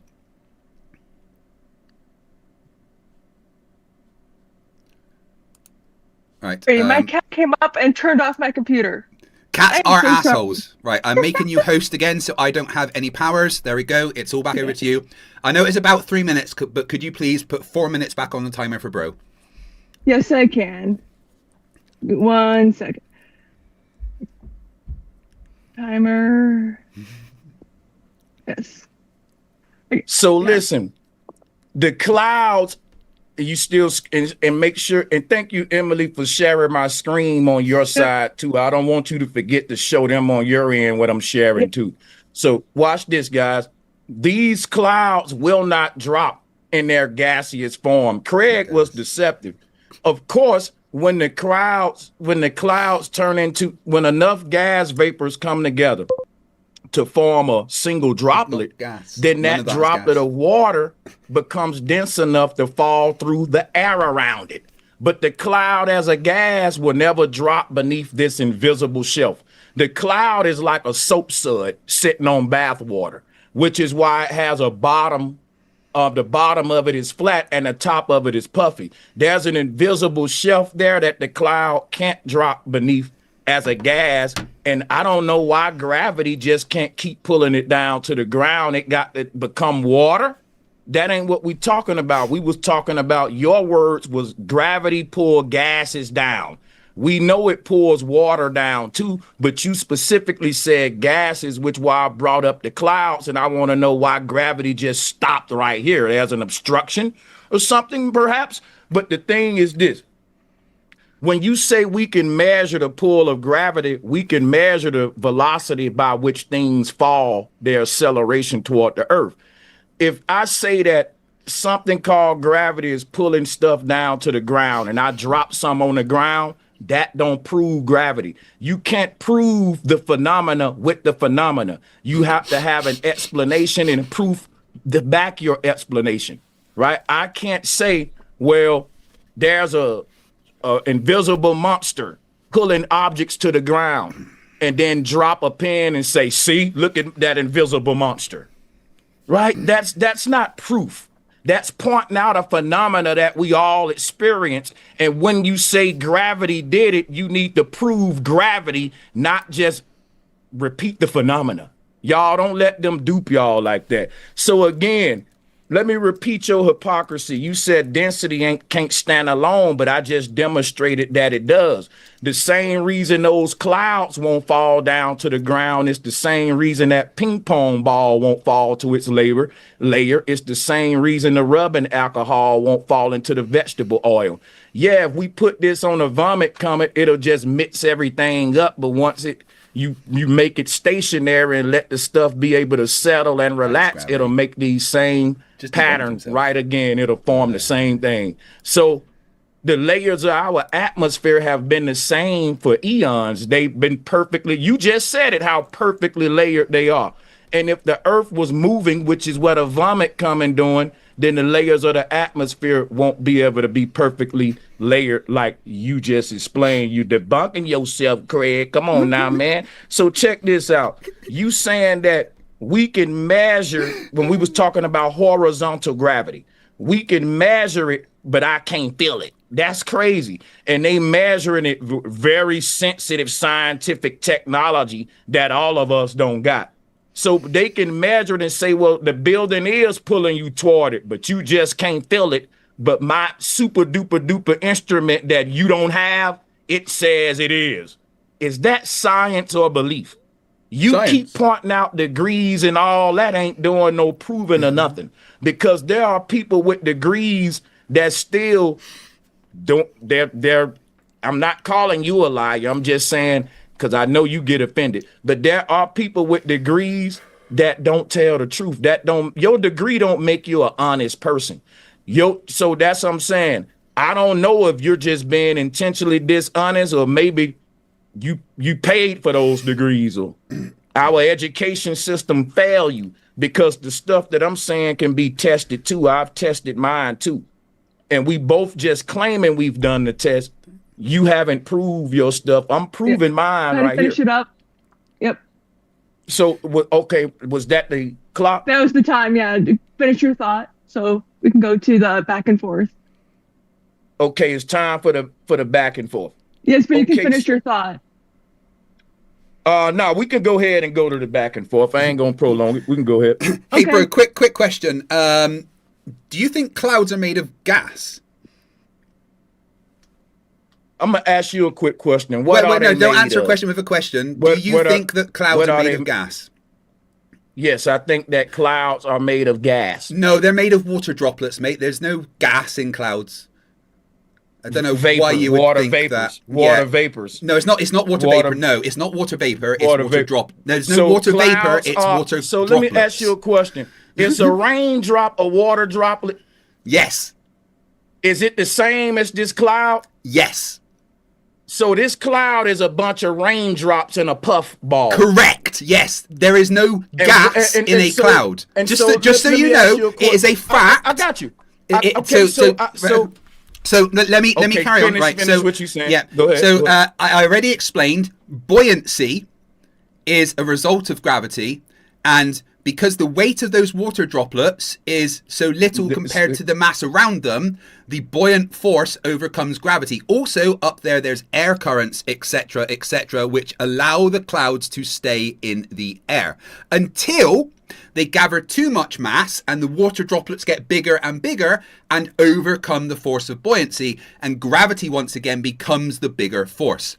No, Earth is not a vomit comet. It's moving in a predictable, continuous trajectory. A vomit comet goes up and then down in a parabolic arc, specifically countering the gravitational acceleration of Earth. So your premise of Earth being a vomit comet is just false. Now, I've got one very good question for you. Hold on. We're back and forth. I'm just interjecting. I'm just be fair. Carry on. I'll be quick. When I brought up the vomit comet, it was simply to use the reason you brought it up was simply to show motion, because No, it it don't wasn't. gotta be It wasn't. It was to counter gravity. Well, let me make my point. The point that you was making was that if you disturb this glass, you can't have this. No, it wasn't. It wasn't that if you disturb it. That was wrong. You missed my point. Let me land so we can move forward. Yeah, so the point was to set this thing in motion so that the layers won't be settled, and you don't. No, you don't have. That's not right. Let me finish though. Just let me finish though. You can correct me when I'm done, because I don't know what point. You can tell me what point you was making, but whether you use a vomit comet, a roller coaster, or whatever you use to disturb these layers, that was the point that. So what point was you making if you weren't trying to it's not about motion, it's about removing the gravitational acceleration. When you are in the vomit comet and you do the parabolic arc, as soon as you stop accelerating up, the gravitational acceleration is cancelled out.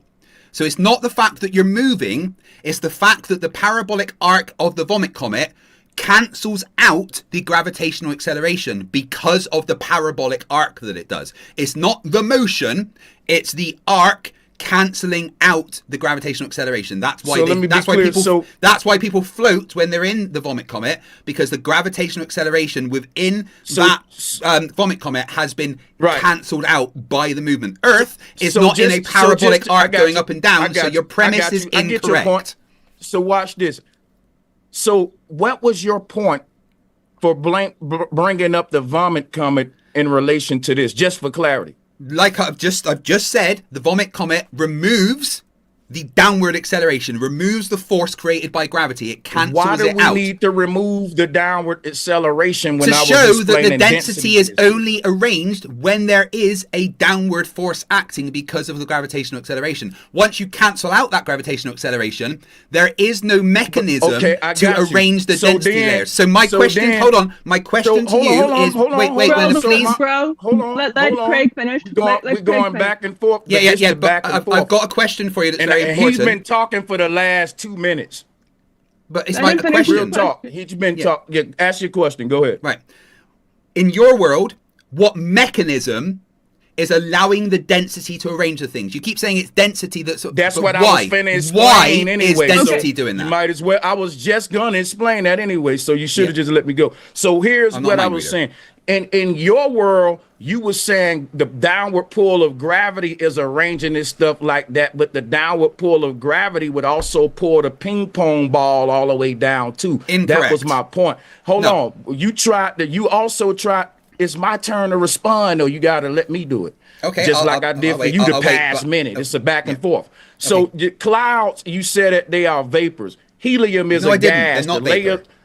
You said that I said they were vapor. You said they were water droplets. That's Yes. right. So you said that they are water droplets, but that don't change the fact that the layers of the atmosphere you mentioned are gases. I don't have to debate you about the clouds being water droplets. If the layers of the atmosphere are gases and they are perfectly layered, just like this cup, then guess what?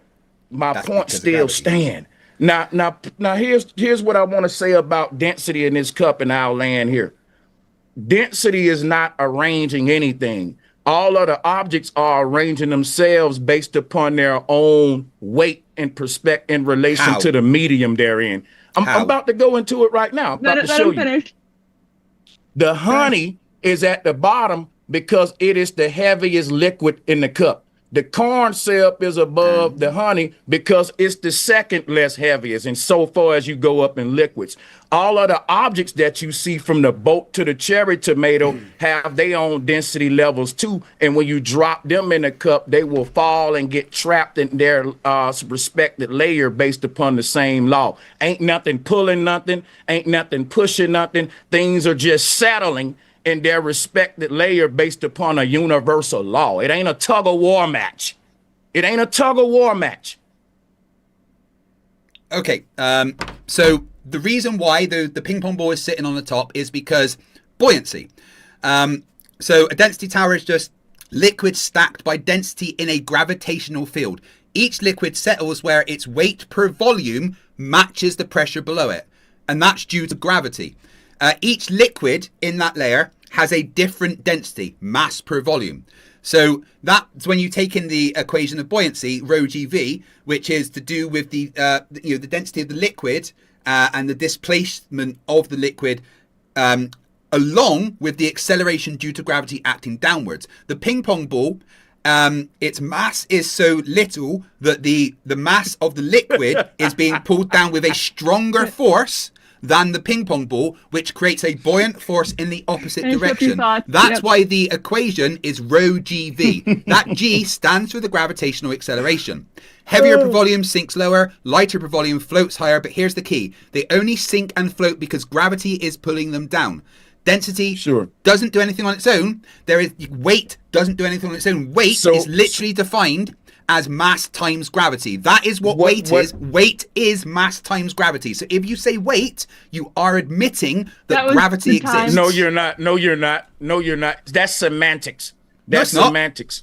What's the equation for weight? Straight up semantics. What's the equation for weight? Just because you have an equation that has weight, just because your equation accounts for a force that's not there, don't make your equation right when you're proving a force by actually dropping stuff and saying, look at the way it measure the acceleration toward the earth. That's the strength of gravity. Like, it's like, Final again, thoughts, yes, that was I'll allow him to go back and forth with that last part a minute. I don't mind sparring with him, but if y'all want, we can just move to the next one. It doesn't matter to me. I'm just giving you a reminder. But if you wanted to finish up your final thoughts, you can.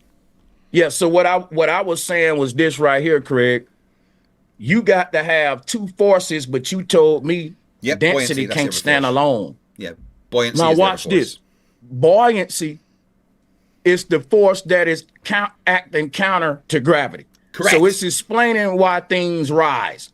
So you're telling me buoyancy, unlike gravity gravity is pulling this boat down. But buoyancy is winning the tug of war battle against gravity when it comes to that ping pong ball. Yeah, because and that's what I was saying. And that's what I was saying earlier about gravity is so strong until you tell it to pull on something weak, which is a contradiction. It's like having a strong man that can't lift a feather, but he can lift a car. Like gravity can pull this big old boat down to the bottom, but the less something weight, then the less gravity pulls on it. But that's a way to explain around the fact that there's a law called density that don't need two forces playing tug of war. And I explained it perfectly without the tug of war battle. I'm showing the flaws of the tug of war battle. I showed you that things just fall and settle in their respected layers based upon how much they weigh in relation to the medium they're in. And you say, well, I can't use the word weight because the equation that some Newton made has gravity and the equation Newton made for weight has gravity. I can that's make not my own what Newton equation. made, no. Well, whatever you're saying about, because I forgot what you said. I'm I just said making the something up. But I know literal you said something definition about of weight is mass times gravity. That is literally what weight is. Mass what I'm times saying gravity. is the definition doesn't debunk none of the stuff that I just said. It's proving how a Literally man does. defines the word weight. I can make my own definition of weight right now that'll be in association with what I'm saying. And it wouldn't work. So to try, Scales disagree yes, with you. it will. No, yes, it will. Because here, you could. All right, do the maths then. Okay, watch this, right? Using someone's definition of love doesn't mean that their definition of love is the end all be all. What I'm saying is he's playing a semantic game. If I say, well, this is love right here, well, the definition says that, but look at the facts I'm presenting, not the semantics, not how one man defined it. What I'm saying is if buoyancy is pulling the ping pong ball to the top and gravity is pulling the boat down, gravity lost that tug of war battle against buoyancy when it comes to the ping pong ball. Yep. And if gravity is the strongest force, it shouldn't be losing this tug of war battle because the ping pong ball weighs less than the boat that gravity just pulled down. So that's what I'm showing you, the flaws in your theory. And when you have this tug of war battle, and when you have this tug of war battle between buoyancy and gravity, there's going to be flaws, and I'm pointing them out versus me just showing you the law of density and things settling in their respective layers with nothing pulling or pushing on them. Like, I'm not saying that there's a force pulling the ping pong ball up. You are. I'm saying that the ping pong ball is falling through the air and it stopped on top of the lamp oil because it can't penetrate that barrier because it's not more dense than it. Simple. I'm using density alone. But and you have no mechanism. You can speak, you can say what you want, and we'll move to the next one. You can get the last word on that, and we can move on. Yeah, everything you said needs gravity. You can. It's not me defining weight in a different way. That is literally what weight is. Weight is mass times gravity. That is what weight is. You just said I could get the last word, and then you started talking weird. That is literally what weight is. Weight is mass times gravity. Buoyancy is rho GV, which is including gravity. You remove the downward acceleration, like in the vomit comet, that density tower disappears, proving empirically that you need a downward acceleration for the arrangement of densities to exist, because buoyancy is a reactive force to gravity. Remove gravity, it stops existing. Thank you. The final topic would be rotation. All right, can we take a quick 2-minute break so I can use the ablutions, please? And then when you come back, you can start us off on that one. No, it's your turn to start on this one. I started the last one, so you start on rotation. All right, I'll be back in just 2 secs, okay? No problem. I'll start.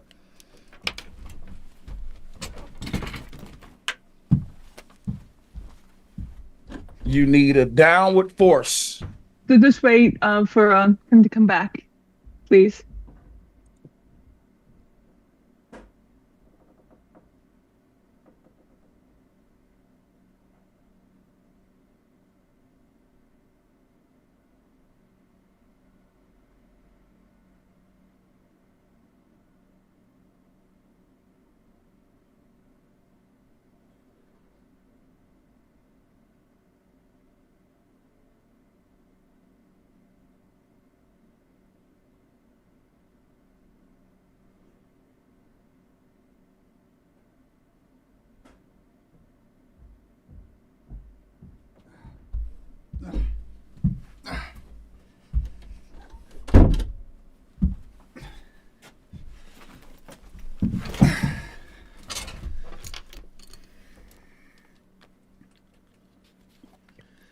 Well, I'm gonna give my cat. Okay, right. Thank you for the super chats we're getting on YouTube, guys. Hopefully at the end, if you've got any questions for Bro, I'm sure Bro will be happy to answer them for you. So just get those super chats in if you've got a question for Brother Sanchez or myself or even for Emily. I'll play it by ear. I'm kind of pressing for time, but I'm gonna I'll see if I can take a couple of questions at the end from the people, but we'll see. But I'm ready to start the rotation debate though. Just quickly, you said I paid for my degrees. Well, it was actually the opposite. The Royal Navy paid me. I don't really want to waste time with that, because I didn't say you did. I said some people did. I was just being funny. I didn't never personally say any of that to you, because I know how you get, Trick, man, for real talk. So I ain't gonna personally address nothing to you, just to keep from us getting into a childish riff-raff little scuffle here, just to stay on top of the topic. I'm ready for the next portion. Yep, Tim, we'll start when you start talking. Let me screen share first. And we can go ahead and start now. So if the Earth is a spinning sphere rotating 1,000 miles per hour eastly, then the ground, the oceans, and the atmosphere, is all perfectly synced and phase locked, like we're being taught, right? It's moving together as a single rotating system. I'm actually screen sharing what we should. There we go. So that's the claim, but when you observe the clouds, the claim breaks down. Stand outside your house, watch the sky. Clouds pass over you, not with you. So let me actually play this one here too. Oh, I didn't have my protection. Let me play this one here. Can we get everyone's muted? Mike's muted. I'm hearing someone's background, and it's kind of cutting into my time too. So, not me. If the ground were rotating beneath a fully synchronized atmosphere, then you wouldn't see clouds drifting independently across your roof line. Your house would be moving with the same rotational momentum as the air above it. The clouds would appear largely stationary relative to you, just like the air inside a sailed aircraft moving at cruising speed. But that's not what we observe. Instead, clouds routinely move in different directions at different speeds, sometimes even opposite to the claimed direction of Earth's rotation. And this isn't a matter of local weather, because all weather exists inside the same atmosphere they insist is already rotating with the Earth. You don't get to invoke independence after claiming synchronization. And that's what he's going to have to do if he addressed this point, y'all. You can't have it both ways. If the atmosphere were truly locked to the rotating Earth, it would behave like a closed system. Yet clouds shear, stall, reverse, and drift relative to the surface as if the ground is stationary and the air is not. That means either the atmosphere is not locked, in which case constant eastward motion should produce measurable, persistent effects at all altitudes, or the Earth itself is not rotating beneath it. The globe model requires perfect inheritance of rotational momentum, but real-world observation shows relative motion, not shared motion. And once relative motion is admitted, the entire premise of a uniformly spinning Earth collapses under its own assumptions. You don't need equations to see it. You just need to look up and notice that the sky is moving while the ground is not. So in the case of Foucault's pendulum, proving that the Earth is rotating, in the mid-19th century, Leon Foucault swung a pendulum and declared it proof that the Earth rotates beneath it. Ever since, museums have displayed Foucault pendulums and supposed perpetual evidence of a spinning globe. So they use these pendulums as a proof of a globe, but the claim collapses under scrutiny because Foucault pendulums do not behave uniformly. Some rotate clockwise, some rotate counterclockwise. I wonder, is he gonna bring that up? Others barely rotate at all. Some rotate too much. If the Earth were rotating, think about this, y'all. If the Earth was rotating at a constant, uniform rate beneath every pendulum, these inconsistencies should exist. Let me calm down. I'm trying to rush my self. Does the Earth rotate in different directions at the same time, depending on location? Because that is what the pendulum behavior implies. These pendulums around the world aren't consistent, and the inconsistencies are crazy different, man. And like, what is the Earth doing? So secondly, scientists who repeat these experiments, right, they have admitted a critical flaw, that it's extremely difficult to start a pendulum without introducing lateral bias. And that's probably what his excuse is going to be. In other words, the motion depends heavily on how the pendulum is released. But it shouldn't be that way. It should depend on what the Earth is doing, not what the original person did when they set it in motion. It should sync to the Earth's motion. So thirdly, the design itself, if you think about this, if Earth rotation were truly responsible for this effect, the pendulum would not need to be carefully started at all. He's going to spend a lot of time trying to explain why they have to start it with their hands and all that, and why they need electricity in some of them. The design itself is suspect. The ball and socket joint used in Foucault's pendulum is a mechanism that naturally facilitates circular motion. It does that naturally.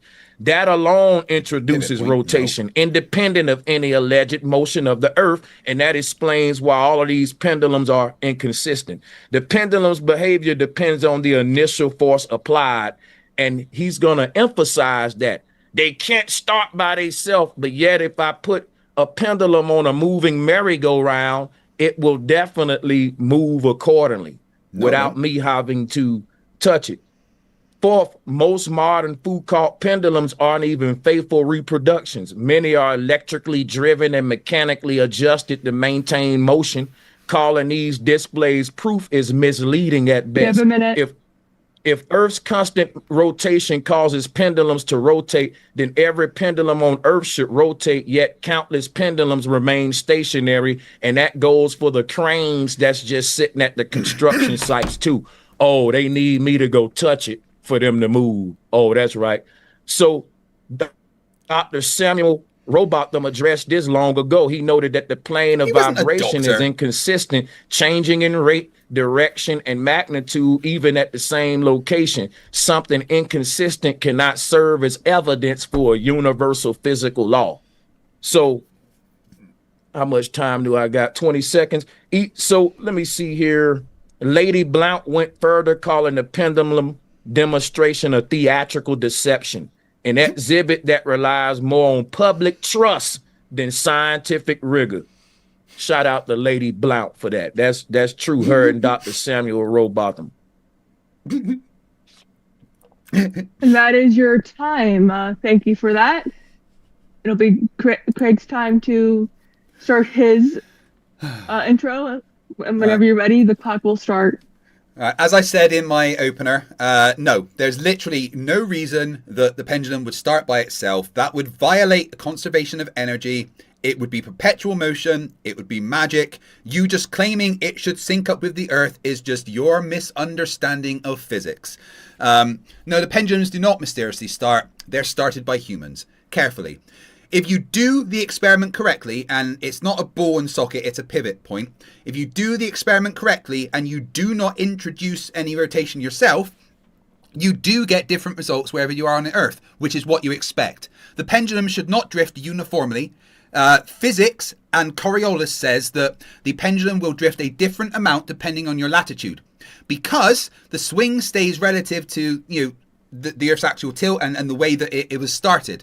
So if you do it at the North Pole or the South Pole, it will literally be in alignment with Earth's axial tilt and do one rotation in 24 hours. If you do it at the equator, it's perpendicular to Earth's axial tilt, so it will show no Coriolis, because at the equator there is zero Coriolis. What you can do when you do the experiment correctly is calculate your latitude using Foucault's sine law, which is what the globe predicts. The problem is that Brother Sanchez doesn't know what the globe model says should happen. The globe model says that a pendulum should drift differently depending on your latitude. And you can use the drift of the pendulum to calculate your latitude on Earth. So let me just share my screen and show this.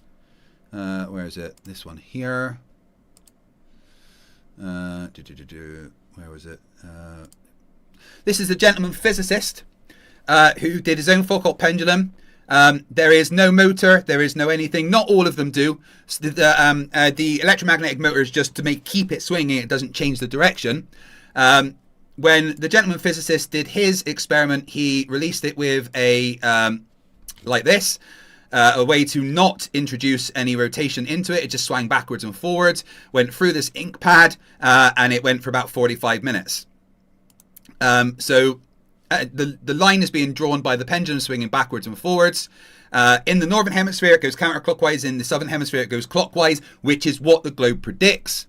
So after, I think it was 43 minutes, it allowed it to, clockwise in the northern hemisphere, counterclockwise in the southern hemisphere. And after 45 minutes, it was an angle of 7.89 degrees. Now, what he did was used Foucault's sine law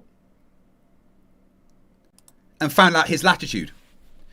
And then when you do the experiment properly, that's what you can do, because that's what the globe predicts. The globe doesn't say that it should start swinging on its own. Put a pendulum on a merry-go-round, swinging it, rotating it once per day. It's not going to sync up to the merry-go-round. There's no reason it should. Brother Sanchez is simply misunderstanding how physics works because he's never studied physics. I will once again bring up my physics degree because I've practically demonstrated that I can use my physics degree. Physics disagrees with everything that Brother Sanchez says. It's not holes in the globe model. It's Sanchez not understanding the globe model. The fact that you can use a pendulum to calculate your latitude on Earth independently. There is no electromagnetics or anything in this. He calculated his latitude for nothing but the angle created from the drift of the pendulum. That's all he did. He got that angle from how much it drifted over the 0.69 hours, which is about 43 minutes, I think, right?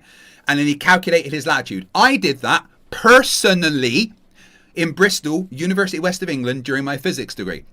In my first year, I think it was the third month, actually. And you can literally use the fact that Coriolis is different at different latitudes to calculate your latitude using the swinging pendulum.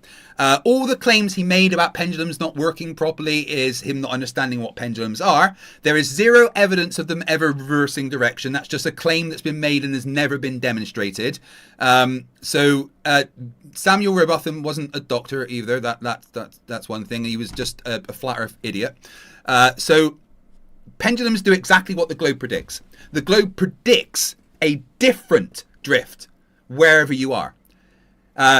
North Pole, South Pole, one rotation would take 24 hours. At the equator, it wouldn't drift at all because at the equator there is zero Coriolis. Okay, so how long have I got? 2 minutes 14. Let me quickly address the clouds thing. The atmosphere is rotating with the Earth. However, there are low areas of pressure and higher areas of pressure in the atmosphere, which, as we know, fluids flow from high to low.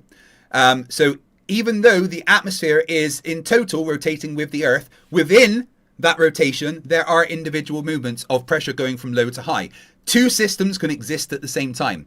Storm systems rotate with the Earth. The fact that no hurricane in existence has ever managed to cross the equator, they die if they do, because hurricanes are fed by the rotation of the Earth. The Coriolis force causes storms to spin. One way in the northern hemisphere, another way in the southern hemisphere. But when they get to the equator, the storms die instantly, because there is no Coriolis force to keep feeding the storm when you're at the equator.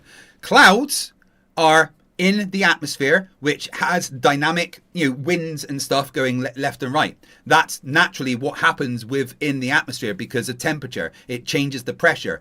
High goes to low. But in those storm systems, they are also rotating with the Earth. Very much like when a plane is flying, that plane is still rotating with the Earth whilst moving relative to the ground. It's it's called relative motion. Both of these things can exist at the same time. Brother Sanchez insistence that that has to be completely in lockstep 100% all of the time is Brother Sanchez not understanding any kind of fluid dynamics or any kind of physical predictions that a rotating globe says. He cannot debunk the globe by misunderstanding the globe. He cannot debunk the globe by getting things wrong about the globe. He cannot debunk the globe if he doesn't understand the physics behind it. And that is the problem with all flat earthers. They haven't a clue what they are talking about.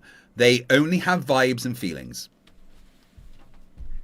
Before we get to the next one, I gotta take care of my cat because he will start destroying things in just a second. Okay, no worries. But and this is the rebuttal part? Yes, but give me one moment.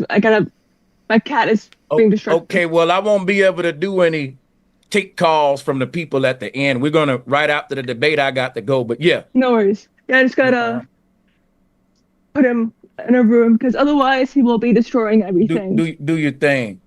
No problem.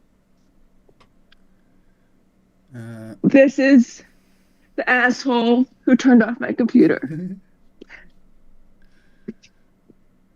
There's just one quick question from the audience. How's your rap career going? Oh, me? Yeah. You asking me? I was reading my chat. I'm sorry. How's my rap career going? I don't have a rap career. I'm not a rapper. I just rap. You know what I'm saying? It's like you're not a rapper, but you do rap. Right. Okay. I mean, you've got albums not a and professional stuff, you know? rap. I just do it as like a hobby, so I wouldn't call it a career because I don't make no money from it. I do it for fun. You know what I'm saying? I don't pursue it as any kind of capital gain or nothing. I just do it to get my message out, to kind of make the youth kind of think differently about the streets and all that. I used to be kind of more vulgar with my lyrics, but I cleaned it up a lot of stuff. I try to put a positive message out. But that's where I'm at with that. Y'all ready for it? Yep. Yeah. Whenever you start talking, your time will start. And this is my rebuttal, his rebuttal, then we got a back and forth, right? Yes. Just making sure for clarity. Cool. I'm ready. Yeah, whenever you're... The thing he's saying that I don't understand the globe, but I was telling y'all what he was going to do before he did it. I told you that he would try to claim it both ways, that the atmosphere is in synchronicity with the ground, but he would still try to have independence within that. See, the atmosphere is what we're talking about, the entire blanket as a collective. Now, it's like the blanket on my bed. I can open it up and there are many layers of that blanket. If I'm rotating that blanket, all of the layers are moving together. Now, my whole thing is this right here. He's explaining his model in a way to where it's kind of like he's claiming both ways. That's exactly what he's doing. I knew he would do that. And him claiming both ways is him saying, I don't understand the model. And he's trying to be all throwing his degrees up. And that's what I'm saying about degrees. They are not proof. Critical thinking is. He can sound smarter by presenting his degrees. I think the smart person is the one that's questioning what they've been told to make sure it's true. Because if y'all do that, you will see the flaws in it.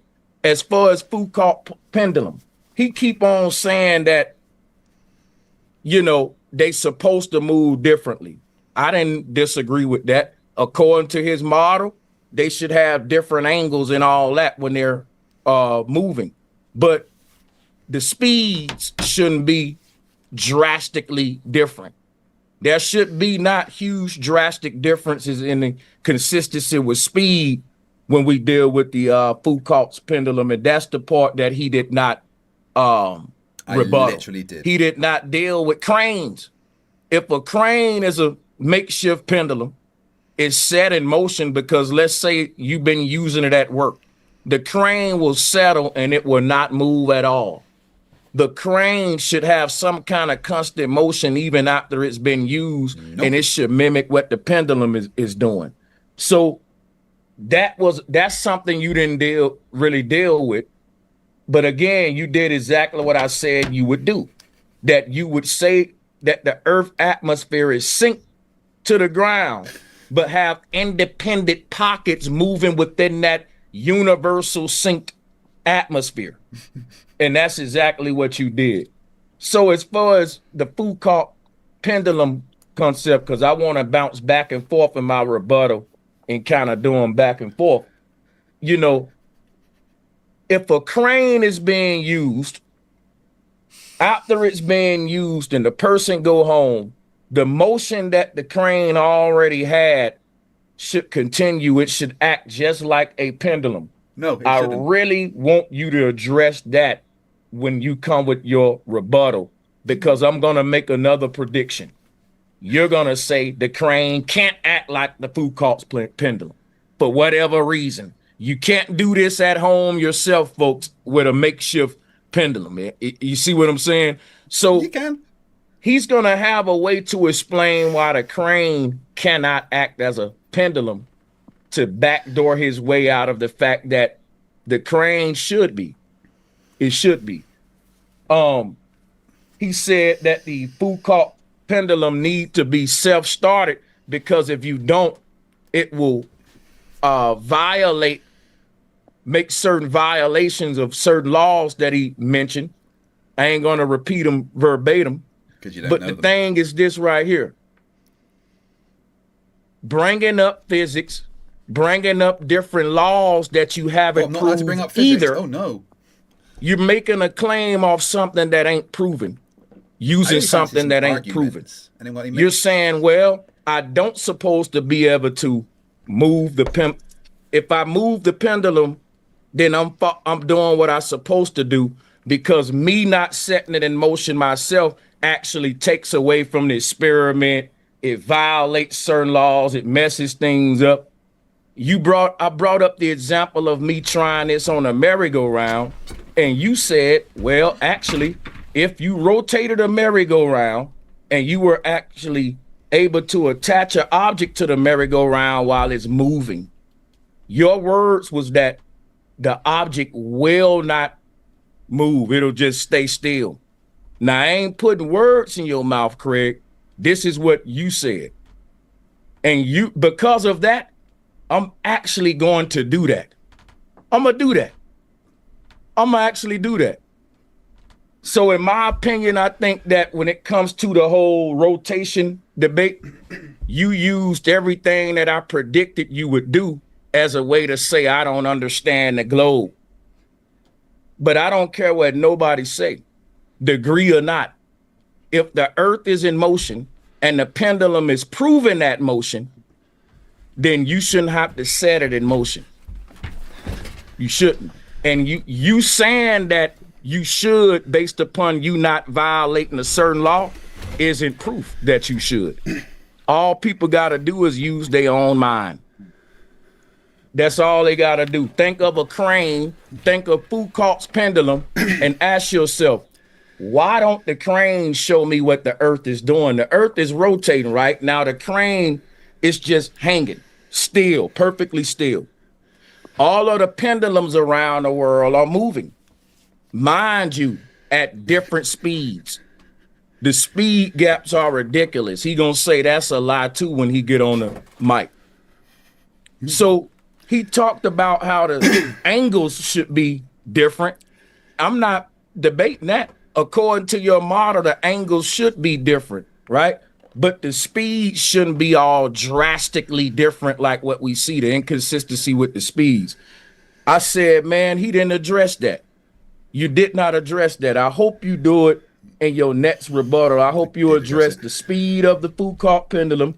I hope you address the crane. And I hope you address the fact that when it comes to the clouds, let me skip back to the cloud one, because you did what I said you would do with that as well. How much of, if the entire Earth's atmosphere is one body, I'll come back to you on the cloud ones, but Craig, please address those three that I said. Don't leave me in the dark on them, man. Go ahead.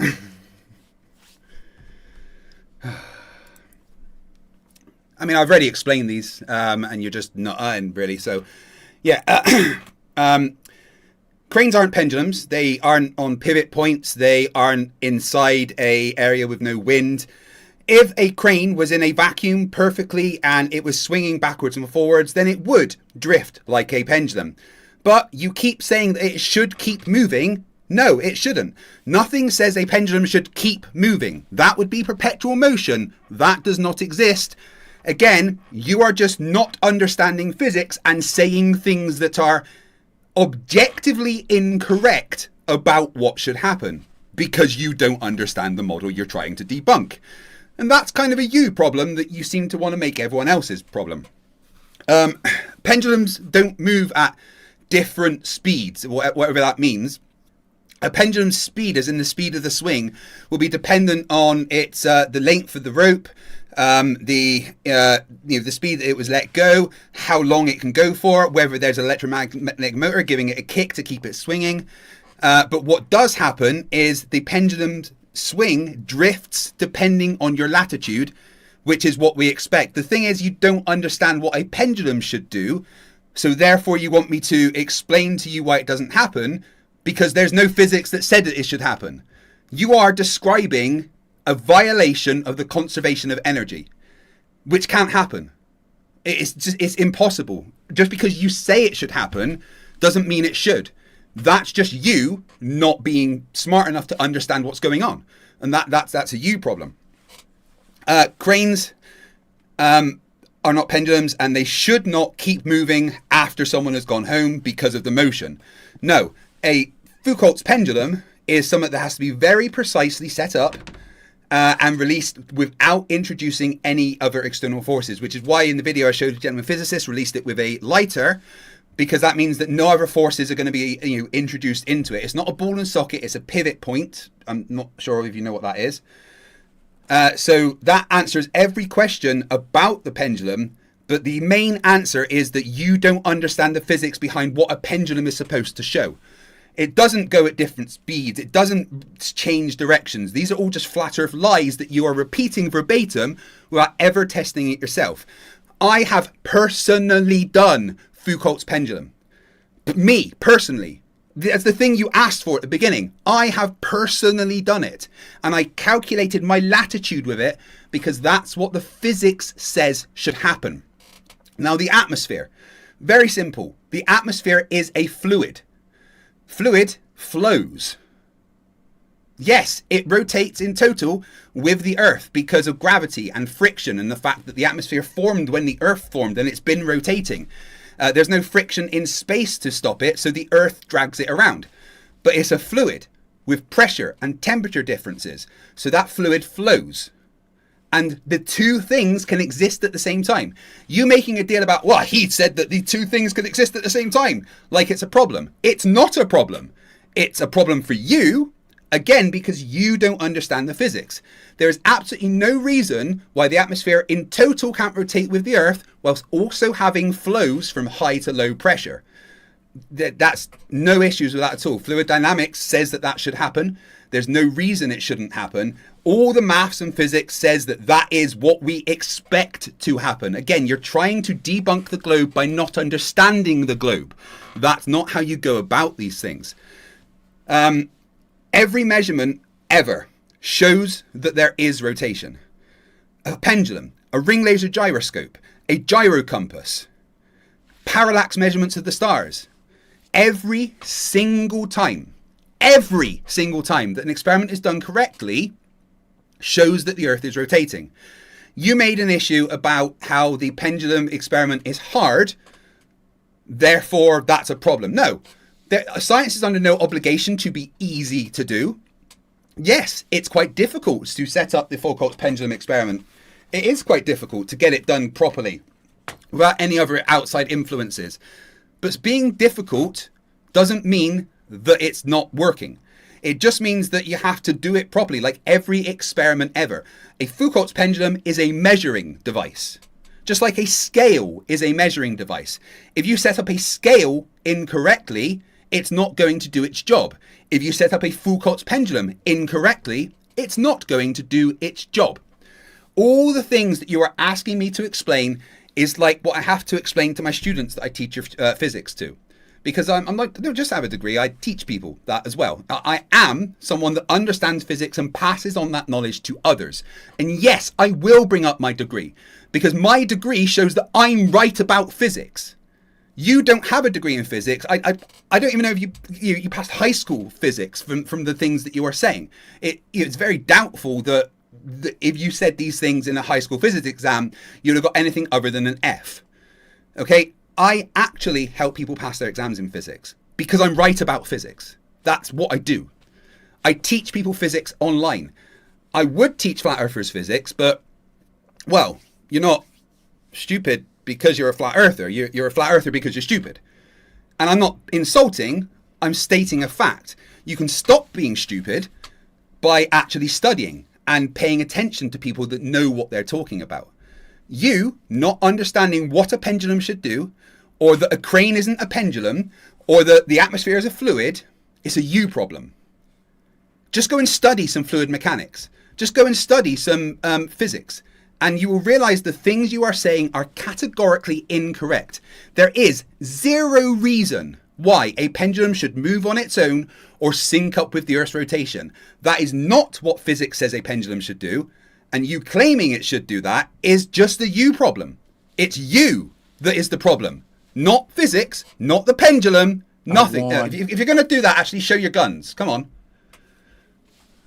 All right, so you are the one that has not understood things and then asked me to debunk the fact that you don't understand them. No, Brother Sanchez, I don't have to debunk your stupidity. I just have to explain why you're wrong. Yeah, where's your muscles? Come on, show them. Yeah. You know, I did push-ups whilst you were talking because I got so bored of your stupidity that I thought I'd just do some exercise instead.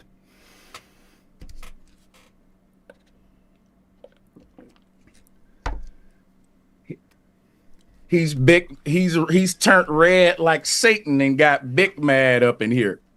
Craig, do I look like I'm red? Hold on. This is yeah. You are right now. You pig red. But go ahead. Do I do guys? Am I red? No, this is just my skin color. Back and forth. Maybe your camera then. But watch this though. I'm ready to start this back and forth with Craig. I just got some questions for you real quick though, Craig. Well, can I ask some questions first because you keep asking questions? If a historian have a degree, right, but they say Columbus, let's just give you an example. Columbus discovered America. I don't have the right to debate that historian just because they have a degree. Wouldn't say that because it's wrong. But many have those, which means that no, there's no historians with degrees that say that. All right, show me a historian with a degree that said Columbus discovered America. Listen, there have historians that have claimed that the Indians that Columbus met wore skirts and that they were barefoot. Citation, please. There are other. Okay, but I'm just showing you the images we see from history. We see except you're just saying things with no evidence. Skirts and all of this stuff. In my history book in school, we saw pilgrims with Indians, right? Which school was that? We weren't talked about. I went to a school called Jess Lanier. And what grades did you get? I also went to Community College of the Air Force, but I went for that was law. Oh, the Air Force that you were dishonorably discharged from. I was generally discharged. I didn't have I had an honorable condition. Not according to your bio on your rap thing. I was able to rejoin the military after that, so I went into the National Guard and actually got an honorable discharge after my general. Why on your bio in your rap thing does it say that you were dishonorably discharged? Then that's weird. On my web, show me. Pull it up. Let's see it. I showed it on my previous stream actually. It said that I was dishonorably. I don't have a rap bio. This conversation is irrelevant. Yeah, okay, you're right, because guess what? If someone put that out there, it wasn't me because I don't have a biography to any other. Irrelevant. We can move on. Yeah, I never put a biography out there. Yeah, I don't know how he ended up getting me there because he don't want me to ask him these questions that I'm about to ask. Let me ask a question first. Can I ask a question first? Because you've asked a lot of questions. Actually, you just got through though speaking for a long time. But go ahead with your question, Greg. Go ahead with your question. Can you present me any measurement of stationary, please? Because I presented a bunch of measurements of rotation. Could you present one single measurement of stationary? You didn't present any measures of rotation. Full You course showed pendulum, a video yeah, that's literally a measurement of rotation. Showing me a video of a Foucault's pendulum isn't giving me any measurements. That's now, when literally it a comes measurement to of rotation. let me calm down for a minute if I'm gonna answer the question, man. You're talking over my answer. If a merry-go-round is turning and I'm saying it's turning, and you say measure the merry-go-round speed, measure the spin, cool, we can do that. But if my claim is the merry-go-round isn't moving, what am I measuring? You would measure that there's zero movement. Yes. So the fact, so you can measure 0 degrees, right? You can measure 0 miles per hour, correct? That's exactly what we measure. Foucault pendulum doesn't prove that we are moving. Well, actually, it matches the predictions of what we expect to see if we are moving. It's a measurement Here's device. The thing about Foucault pendulum. It's not in an enclosed, isolated system. You was just saying it can be. If you put it needs to be in a vacuum. That's no, what I didn't say it saying. needs to be in a vacuum. I said if the crane was in a vacuum. I didn't say the Foucault's pendulum. But why would the crane need to be in a vacuum? Because it's usually outside in the air. All right, put it in like a building with no air then, and replace pendulum outside. No, a Foucault's pendulum is usually in a inside. Vacuum.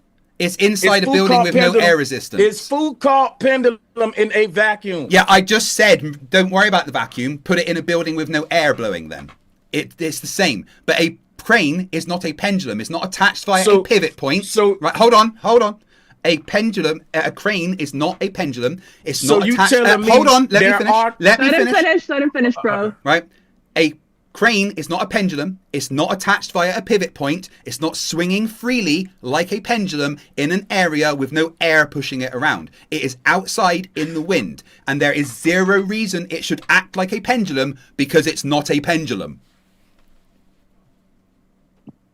Just because you said that is. I don't know how it makes it right just because you're saying it. Because it's a fact. No That's different. what makes it right. When you hold on, it's my turn. You brought up the conservation of energy as if I think the pendulum should keep moving forever. That's been your claim. I'm not saying that. Let him speak. Let him speak, Craig. Yeah, you brought that up. You kept on saying that there's no reason why the pendulum should go forever when I brought up the crane. Now, my whole thing is, it's not a matter of the crane going forever. It's a matter of the crane mimicking what the pendulum should do. If there's a Foucault pendulum in a building, for example, next to the crane, and there's a crane outside and it ain't windy, it's a non-windy day, shouldn't that crane start to mimic the rotation of the earth like the pendulum in the building next to it? Because you're bringing factors that we can. Go ahead. Yeah, no, it doesn't mimic the rotation of the earth. That's not what a pendulum does. It rotates independently of the earth, showing that there is a rotation. Again, a crane is not a pendulum. You just said exactly what I just said. Again, a crane is not. A crane is not a pendulum. It is not attached via a pivot point. It is not released slowly. I don't know how many times I have to say this to you, bro. A crane is not a pendulum. They are not the same thing. They will not act the same. And a Foucault's pendulum does not mimic the Earth's rotation. That is not what it does. It proves the Earth rotation. It measures by swinging in certain angular directions. That's all I'm saying. It's a measuring tool that proves. So you're repeating what I'm saying in different words, saying I'm wrong. That's all you're doing. And that's what a lot of, yeah, that's exactly what you just did. No, the problem is you don't understand the words I'm saying. That's the problem. You're saying that a crane is disqualified because, number one, it isn't set in motion softly, I think the word you use, because you don't set it doesn't in have motion a pivot point. Soft, and it doesn't have a pivot point. Those was the two. But why wouldn't the crane have a pivot point? Because it's usually connected by a couple of different wires at the same time.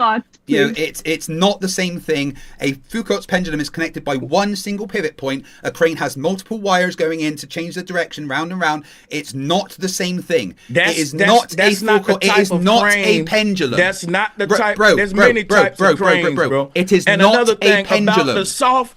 and about the sun, but it can act as a makeshift pendulum. Of course, No, it the can't, crane because ain't it's the not a pendulum. pendulum. It's a But crane, here's not a the pendulum. thing. Yes, you can. Yes, you can. No, you you're should wrong. be able to use the crane the same No, way. you shouldn't, You're because wrong. it's not a pendulum. I'm telling you, with your degree, you're wrong, bro. And I don't know if it's because you're You dishonest. don't get to tell me or I'm what. wrong, because my degree says that Because- you're wrong. Okay, Hey, I don't know and how many times because I have it to say this, hasn't been- bro, but and a because it pendulum haven't is been not a pushed crane. softly. A pendulum is not a crane. A And- crane is not a pendulum. They are not We know that. the same we know that. thing. But I'm comparing them. You're supposed to You have can't a degree compare and you them don't know because what they're not the same. comparison is. And you don't know Gentlemen. what comparing is. With They a are not degree? comparable. I'm They're mur- not the same Hey, thing. you got to give me the belt though, Craig. I spanked you once again. Really didn't I don't know happen. why you wanna Literally get didn't flawless happen. victory once again, especially with the moon mission parts. Oh, I Mop destroyed the you flow on that. with you. Mop the flow with you. And I also Literally nobody thinks that. I also know who y'all running from with the moon mentions. Bart Sibrel. Let me tell Oh, you God, something. I've challenged Bart Seibel I'm to a gonna- debate and he ran away from me. Let me He let ran me tell from you me. something real He quick. ran from me. When it comes to the moon missions, not only will I mop the flow and put the gloves on you with the moon missions. Then why did I Bart got Seibel run away somebody from that- me? I got somebody, Craig, that I know. How did Bart Or Seibel? Why did destroy Bart you Seibel too run with away the, from with me? the moon missions? Why did right? Bart Seibel run away from me? Bro, you got to prove all that. Gentlemen. But one thing, I had to give Bart a shout out on this debate because y'all been running from him too. He But ran salutes from to him. me. Gentlemen. I doubt all that, man. I highly doubt that. Ask him. I can set up you a debate with Bart myself. Do it then. I know Do it. some people. Right, I know do it. some people. Do it. But you got to get past me first, man. I've already beaten you. I don't want to waste Bart time, man. If he see this video, he gonna be Dude, like, of course you're like he the ain't gonna soldier debate in the you. first level of Elden Ring. Gentlemen, it's time for your closing Okay. arguments. Who would like to start? man. You have 5 minutes Oh, we each. still got closing arguments. Yes. Okay. 5 minutes each. Who would like to start? One in the chat if I won, two in the chat if Bro won. He can go. Yeah, he can go first since I was going first on the last one. Oh. Go ahead, Craig. Yep. Okay, so quite clearly, Brother Sanchez was unprepared for this debate. He brought with him simply misunderstandings of what the globe model says should happen. You cannot debunk the globe model by not understanding the globe model. A pendulum is not a crane is not a pendulum, a crane is not a pendulum is not a crane. Don't know how many times I have to say that, they're not the same thing. There's no reason they should do the same thing. Bro keeps saying over and over and over that pendulums should sync up with the Earth's rotation. That's false. That's not what a pendulum should do. Again, that is him not understanding the globe model. He doesn't understand how fluids work and that fluids flow, even though they overall can rotate with the Earth. Those two things can exist at the same time. He didn't understand that a cloud isn't vapor, it's water, and even though I explained to him over and over and over how the buoyant force works, he kept asking the same questions because he doesn't understand buoyancy. I had to explain to him over and over again that a density tower cannot exist without a downward acceleration acting upon it. This is proven by the fact in the Vomit Comet it disappears. The fact that we can measure the trajectory of regolith from the moon buggy's wheels and it matches the gravitational acceleration of the moon, and there being no atmosphere, shows that to fake it you would have had to change gravity and remove all the atmosphere out of the studio that you were in. I don't know any technology that can do that because it doesn't exist. He mistook a pole in front of an astronaut for a flag behind the astronaut. There wasn't multiple flags, there was only one. I don't know why he kept saying that there was more than one. That's a bit ridiculous. The fact is there's no measurements for stationary. There is measurements for motion. Of course you can measure stationary. My car right now is measuring stationary because it says 0 miles per hour. When my car drives, it measures movement. It measures a tangential velocity. You can measure 0 and you can measure more than 0. Whenever you try to measure the Earth's rotation, you get more than 0 because the Earth is rotating. A pendulum does exactly what we predict it to do on Earth when the experiment is set up properly. An experiment being hard does not mean it is incorrect. It just means that it's hard. That's fine. Science is under no obligation to be easy. The fact that Brother Sanchez thinks that he won this debate is quite frankly embarrassing for him. I absolutely will take him up on the offer to arrange a debate between me and Bart Seibel because he was supposed to debate me on Joe Rogan and ran away. That was being arranged, but he cancelled it. Okay, so if you, Brother Sanchez, will arrange a debate between me and Bart Seibel, I'll 100% take that up. Bro made a bunch of claims about me maybe paying for my degrees and then instantly backtracked on that. No, I was paid to do my degrees. I have a degree in physics and I have a degree in nuclear engineering. That means I practically understand how the world works. Yes, someone with knowledge in something is better than somebody that doesn't have the knowledge in that thing. Bro proved he has zero knowledge of physics with the things that he said about the way that the Earth should act. He doesn't understand the thing he's trying to debunk. We can measure rotation, we can measure curvature, we can measure gravity, independently verify that the moon missions happened. Not just one or two people or agencies, civilians around the world from different countries that speak different languages that have never met, all measured the same thing, that the moon missions were happening, and they were happening 250,000 miles away. Doppler shift and radio delay allow these things to be proven. We have everything for the globe. Flat Earth has nothing. Flat Earth can't explain any phenomenon. The globe can explain every single phenomenon that we experience. Every single one of them. Coriolis, gravity, rotation, the star. It's everything that happens on Earth can be explained by the globe. Flat Earth has zero explanation for anything. It can mention patterns, but it had no mechanism for why those patterns happen. Just like people used to think the Earth was geostationary and a sphere, and you could like see the little ellipse patterns of Mars and stuff. Yeah, you could measure those patterns, but it had no mechanism for them. Now we know the mechanism for orbits is gravity. We can measure gravity. We can see that it happens. And then we can predict and test and see that our predictions are correct. That's how you do science. Science doesn't say you have to do things yourself, even though I have done a bunch of these things myself. Science is about making predictions and testing them, and that has been done over and over and over. We can test the moon missions happen by doing them again. Oh wait, they did 7 times. 12, 14, 15, 16, 17. It happened over and over. They tested the theory of the moon mission being false by going and doing it multiple times. So thank you, Brother Sanchez, for letting me win this debate so easily. Thank you for that. And it'll be time for your 5 minutes whenever you're ready. Yes, I'm going to close out with a screen share here.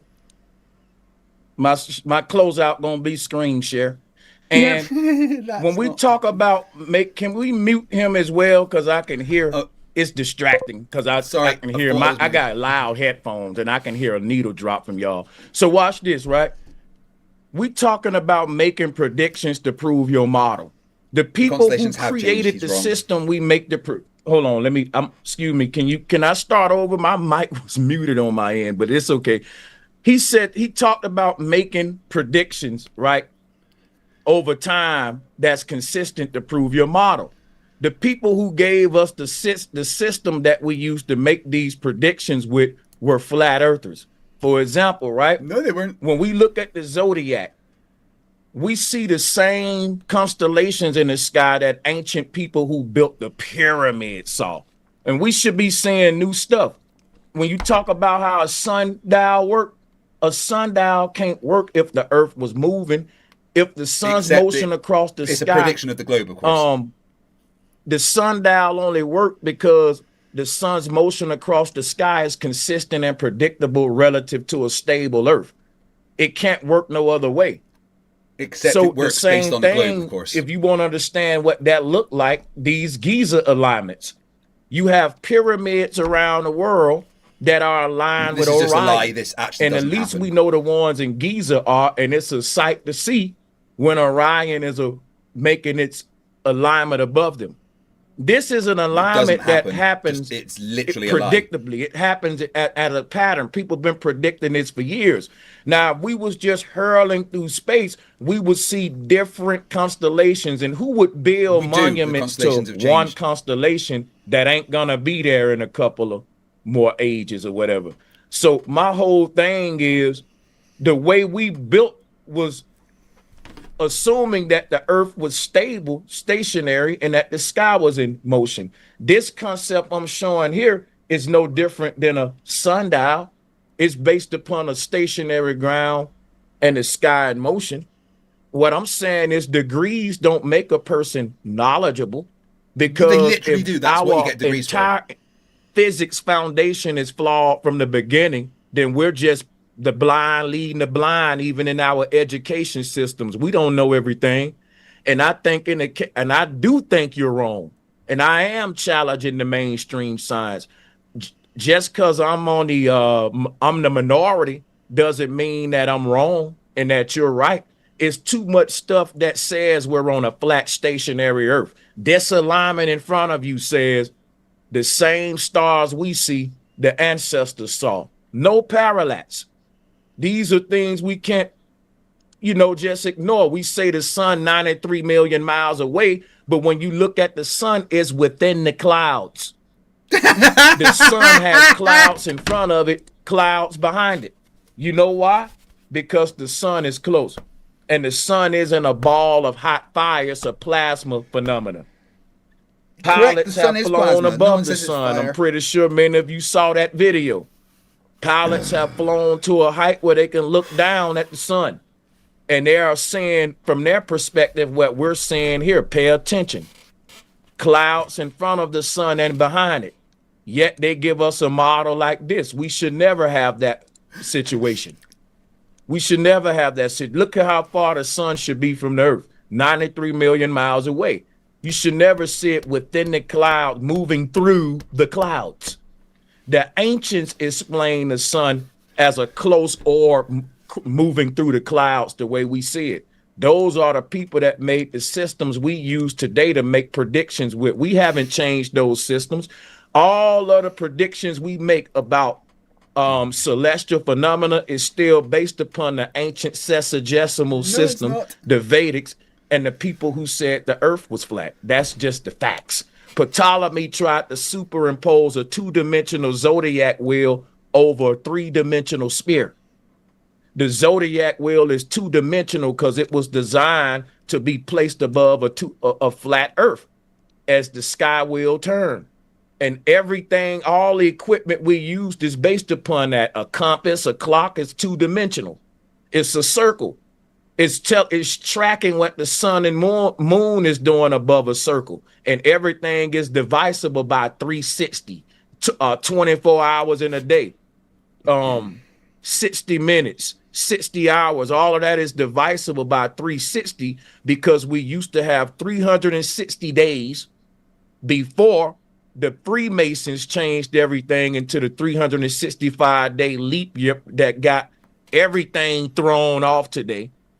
And literally, when you look at these alignments, the fact that we still have these ancient alignments taking place today, it proves to you that the earth is stationary, but the sky is in motion, and that the people who built these pyramids intend for Orion to someday come back around and make their alignment, and they will see. So that's my closing. Thank you. Thank you for that. That was all we had for. Yeah, that's it. Thank you, bro. I appreciate your time. Yes, thank you for. Appreciate yours too. We'll have more of these. If they're gonna be this easy, we should do one of them a month. I'm gonna be hitting you back. Yeah, do it. Let's get another PPV going if you want. Oh hell, you already know it, man. I'm gonna open up my panel on my end because I promised my people a little time, and I gotta read a lot of support and stuff. So yeah, maybe next time we'll have more time. There is an after show on Max's channel, Euromate Talks, linked in the chat. So thank you very much, bro. And then I'll let you go out the Zoom call and speak to you soon. Was I fair? Was I fair? You were. Yeah, you shouted at me a lot. Yeah. Thank y'all for y'all time, and I look forward to the next one though. Appreciate you. See you later. All right. Oh my fucking god, the dumb burns.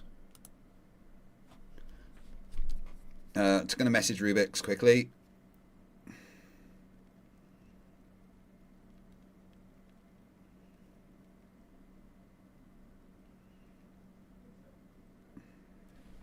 Right, gonna read my super chats, which I have quite a lot of. Thank you very much for the support, guys. I really do appreciate it. That was insane, absolute batshit crazy. Wow, the dumb is like I can't even words right now. It's, my brain is sad. Right, where are my super chats? Oh, why is it not showing on there? Of course, YouTube Studio doing its thing and all of a sudden removing all the super chats that everyone gave me. Okay, here we go. We have a bunch of new members. We've got Robert Pimlott, Just Being Jez, thank you very much. We've got Russell Flagg, who's been a member for 20 months and says, 20 months, all gifted. Thanks, everyone. Yeah, guys, if you gift memberships to people, that means they get to stay around as a member. So if you have gifted someone a membership, thank you. And if you want to gift a membership right now, it can really help the channel. You know, you can help the channel by sharing, liking, and subscribing as well. Super chats and members and super cats and super hats also help. Everyone send a super cat if you can. In fact, do me a favor, look down your sofa, see if you've got a spare super chat and just chuck it at the screen. That'd be great. Victor Quiseda for $4.99 says, ask Brother Sanchez about Queso Sanchez and how his rap career is going. Hopefully better than his flat earth career. Max for 30 UEs says, it's working, Stoops the cat, you're a moron. Stoops was being a bit of a moron, wasn't he?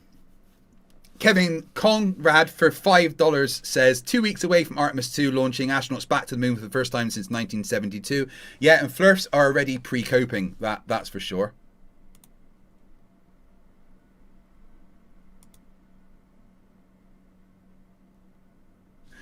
We have Nick Wall for $2 says, payment for dome scratch and cleaning services. That's supposed to be on internal comms, dude, for fuck's sake. We've got Indie Tiger Sci-Fi Review for $20. Thank you very much. I navigated ships in the Navy, and based on my experience, I know the Earth is a globe. Brother Sanchez proved me wrong. He can't prove you wrong. Also, everyone on TikTok that's been watching, thank you very much. That is amazing. Rachbot, Katie did HD Carpentry. We've got a bunch of gifts and stuff over there, so thank you very much. Fuzzy Bear, Armando Fang Bang. We've got, who's that? Heiko Penny. Thank you everyone for the donations on TikTok, that's great. Apparently if you give me like roses and stuff, I can earn diamonds, so if you feel like chucking a rose at me on TikTok, I'd appreciate it. Mr. E-Man Original for $5 Australian says, Artemis 2 is currently live. Don't worry, I will be covering a bunch of Artemis stuff. Rosie for $5 says, the other flagpole is lens flare of a reflection of the lander strut. If the flare disappears when the astronaut blocks the strut. Yeah, it certainly wasn't another flagpole. It was something in, this side of the astronaut. It was crazy. Skeptic 4891 $5 says, Bro Sanchez, can I have an original Model T made right now? We used to make it, so can we make it again, right? All original parts, brand new. We could, but it would be a painful process, right? Lucasama for $50 says, looks like I caught the live debate at just the right time to have heard that the UK doesn't exist until he proves it. I almost want to ask if you were a figment of my imagination, but I actually met you in person, so at least there's that. Well, thank you very much for the $50, my friend. That is extremely generous. I really do appreciate it. Everyone that has super chatted and gifted on TikTok, I want you to know from the bottom of my heart that it is appreciated more than I can say. It really does allow me to keep doing what I do. Obviously, you can always watch my content and you don't have to pay for it. I'm never going to paywall my content. If I do a PPV, I'll just stream it for free on my side. So that, but if you have donated, thank you from the bottom of my heart. Nick Wolf, £5 says, hi there. I'm FTFE. Once upon a time in a galaxy far, far away, all mass used to be attracted to me. Yeah, but now mass is attracted to my biceps. I used to be fat. As a 351C has been a member for 13 months. That's more than once around the sun. Says, Bro Sanchez, you're not supposed to drink the bong water, man. Hey guys, guess what, right? What's the date today? Oh, it's the 24th now. So I have gone 23 days without any cannabis. Cold turkey, first of the month. I quit after 20 years of hard use because I thought I should grow up a little bit. So I quit weed and I've done it cold turkey and I've gone 23 days without it. You've not seen me bong on stream or anything because I've not been smoking. I don't know, but I'm pretty proud of myself. So let's get a round of applause for me, please. Jim Daniels for $5 says 15 degrees per hour. Thanks, Bob. Rest in peace. Karen's Unkempt Bush for $5 says, Bro Sanchez, try this spearmint. Take a bottle of anything with bubbles rising and drop it on the roof. Why did the bubbles stop rising? He's not going to do that. He'd get it wrong. Thank you guys. I appreciate it. I am proud of myself. That I'm in agony, right? Because it's been my painkiller. I'm in fucking agony, right? But with the operation coming up and everything, you know, I'm going to learn to deal without it.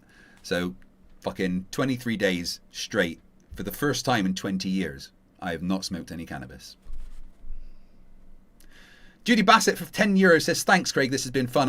I've had fun. Thank you very much. Nobody on Fire for £2 says, for $2 says, can we get a description of heat versus temp from bro? I tried. And he said, I'm not going to answer that because he doesn't know the answer.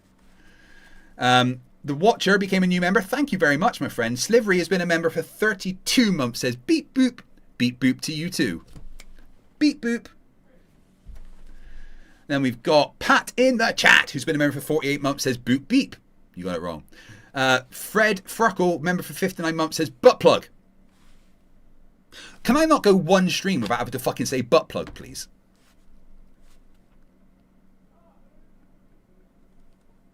Rach Bot for $5 Australian says, thank you for being so awesome. You're the freaking best. I love you. All the love back to you, my friend. Thank you very much. Dan the Man for €2.49 says, Craig, you obliterated this Muppet, Bro Sanchez. Good job. I definitely did, and I had fucking fun. We've got Jimmy Madison for $5. He says, Polaris wasn't even the North Star 4,000 years ago. Facepalm. I genuinely needed this stream. Like, it saved my life. We got Mr. E-Man Original gifting 5 memberships. Love. Thank you very much. If you became a member, say thank you to Mr. E-Man. David for $4.99 says, keep it up. I'm gonna. No weed, and I keep at the gym. Charles for $5 says, sorry, had to stop listening, run to the liquor store so I could understand him. Yeah, alcohol's not going to help with that, my friend. Rosie says for $2, congratulations, I'm 2 years free of nicotine. That's harder than weed. So fucking congratulations for that. Mr. E-Man Original for 32 months has been a member and says peppermill. Like Oakley's? I don't know what he does with that. All right. Guys, over in fact, if I actually set up a redirect quickly, so that once I finish this stream, everyone goes automatically over to Yerba Mate Talks.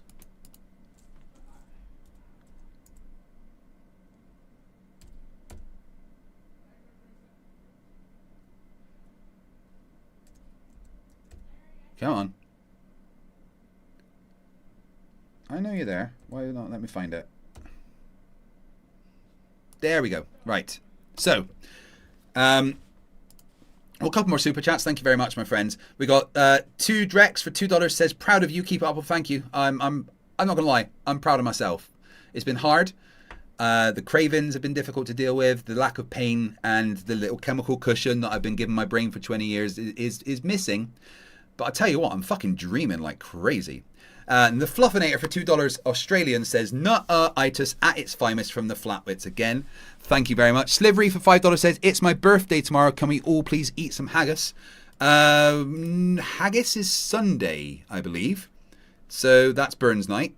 So I'll be eating haggis Sunday. But yeah, we're going to go over to Yerba Mate Talks for the after show. If you are not subscribed to Yerba Mate Talks, then make sure you do that right now. If you want to come and watch the after show, just stay in the chat. Magic of YouTube will send you over there. Of course, TikTok, I'm not going to be doing the after show there. You have to come over to the YouTube and watch it over here. So in fact, I'm going to end the TikTok live now. Thank you very much for watching on TikTok. I will see you soon. Amazing. And on YouTube, just before we go, I'm going to ask a very important question. Can we pretend that airplanes in the night sky are like shooting stars?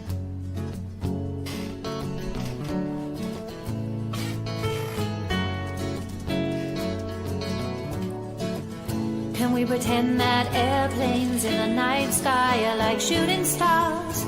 Should be wishing for a brain right now, brain right now, brain right now. Good morning. morning. These words come with a storm warning.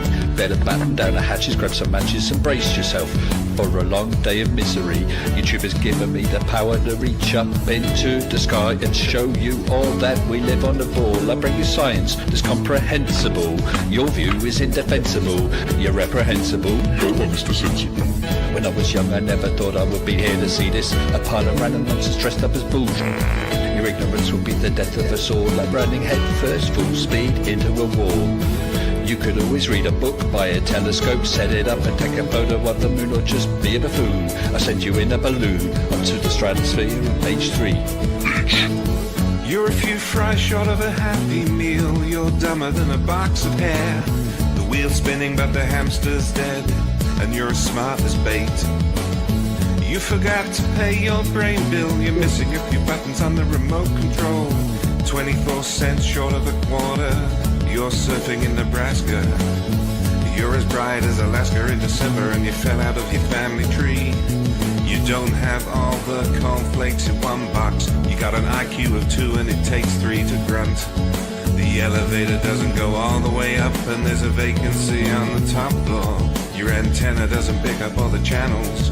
You're several nuts short of a fruit You're Mr. cake. Sensible, calm down, don't go too hard. You don't need the hassle of burying Flerfs in your backyard. You're a man of science, poise and grace. Mage 2 did everything to wipe the grains off the face. So Nathan, get away from those kids. The world is not flat and it doesn't have a lid. Recognize the differences between the textbook and the Bible and control yourself. Lay off your slander and your lies. You're a bunch of knobs poisoning the well of the youth, spreading lies that you like to claim as knowledge and truth. Stop spreading fresh bullshit like the butter on your bread. Maybe your musical assault will knock some sense into your head.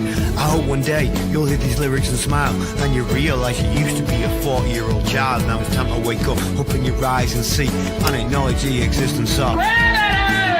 You're a few clowns short of a circus. Your phone is off the hook. Your sewing machine is out of thread. You're all foam and no beer. You don't have all your dogs on one leash. An intellect rivaled only by garden tools. There's no grain in your silo, and your skylight leaks a little.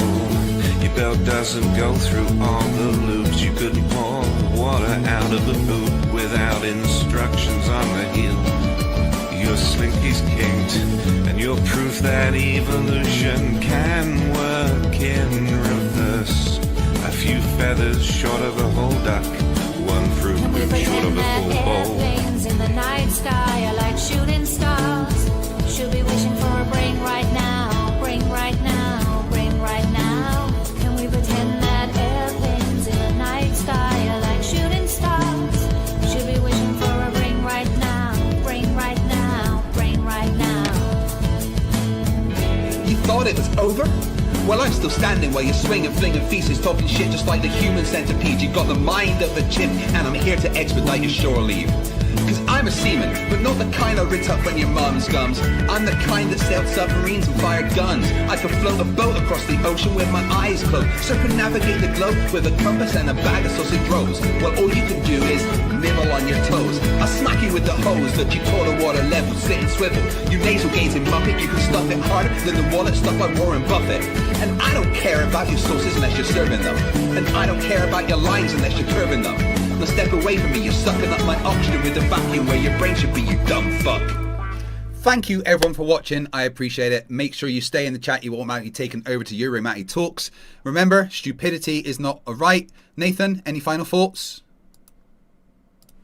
Hi, my name's Nathan Oakley, and I have been lying to people about the Earth being flat for a lot of years. I did this to hide the fact I have a small penis.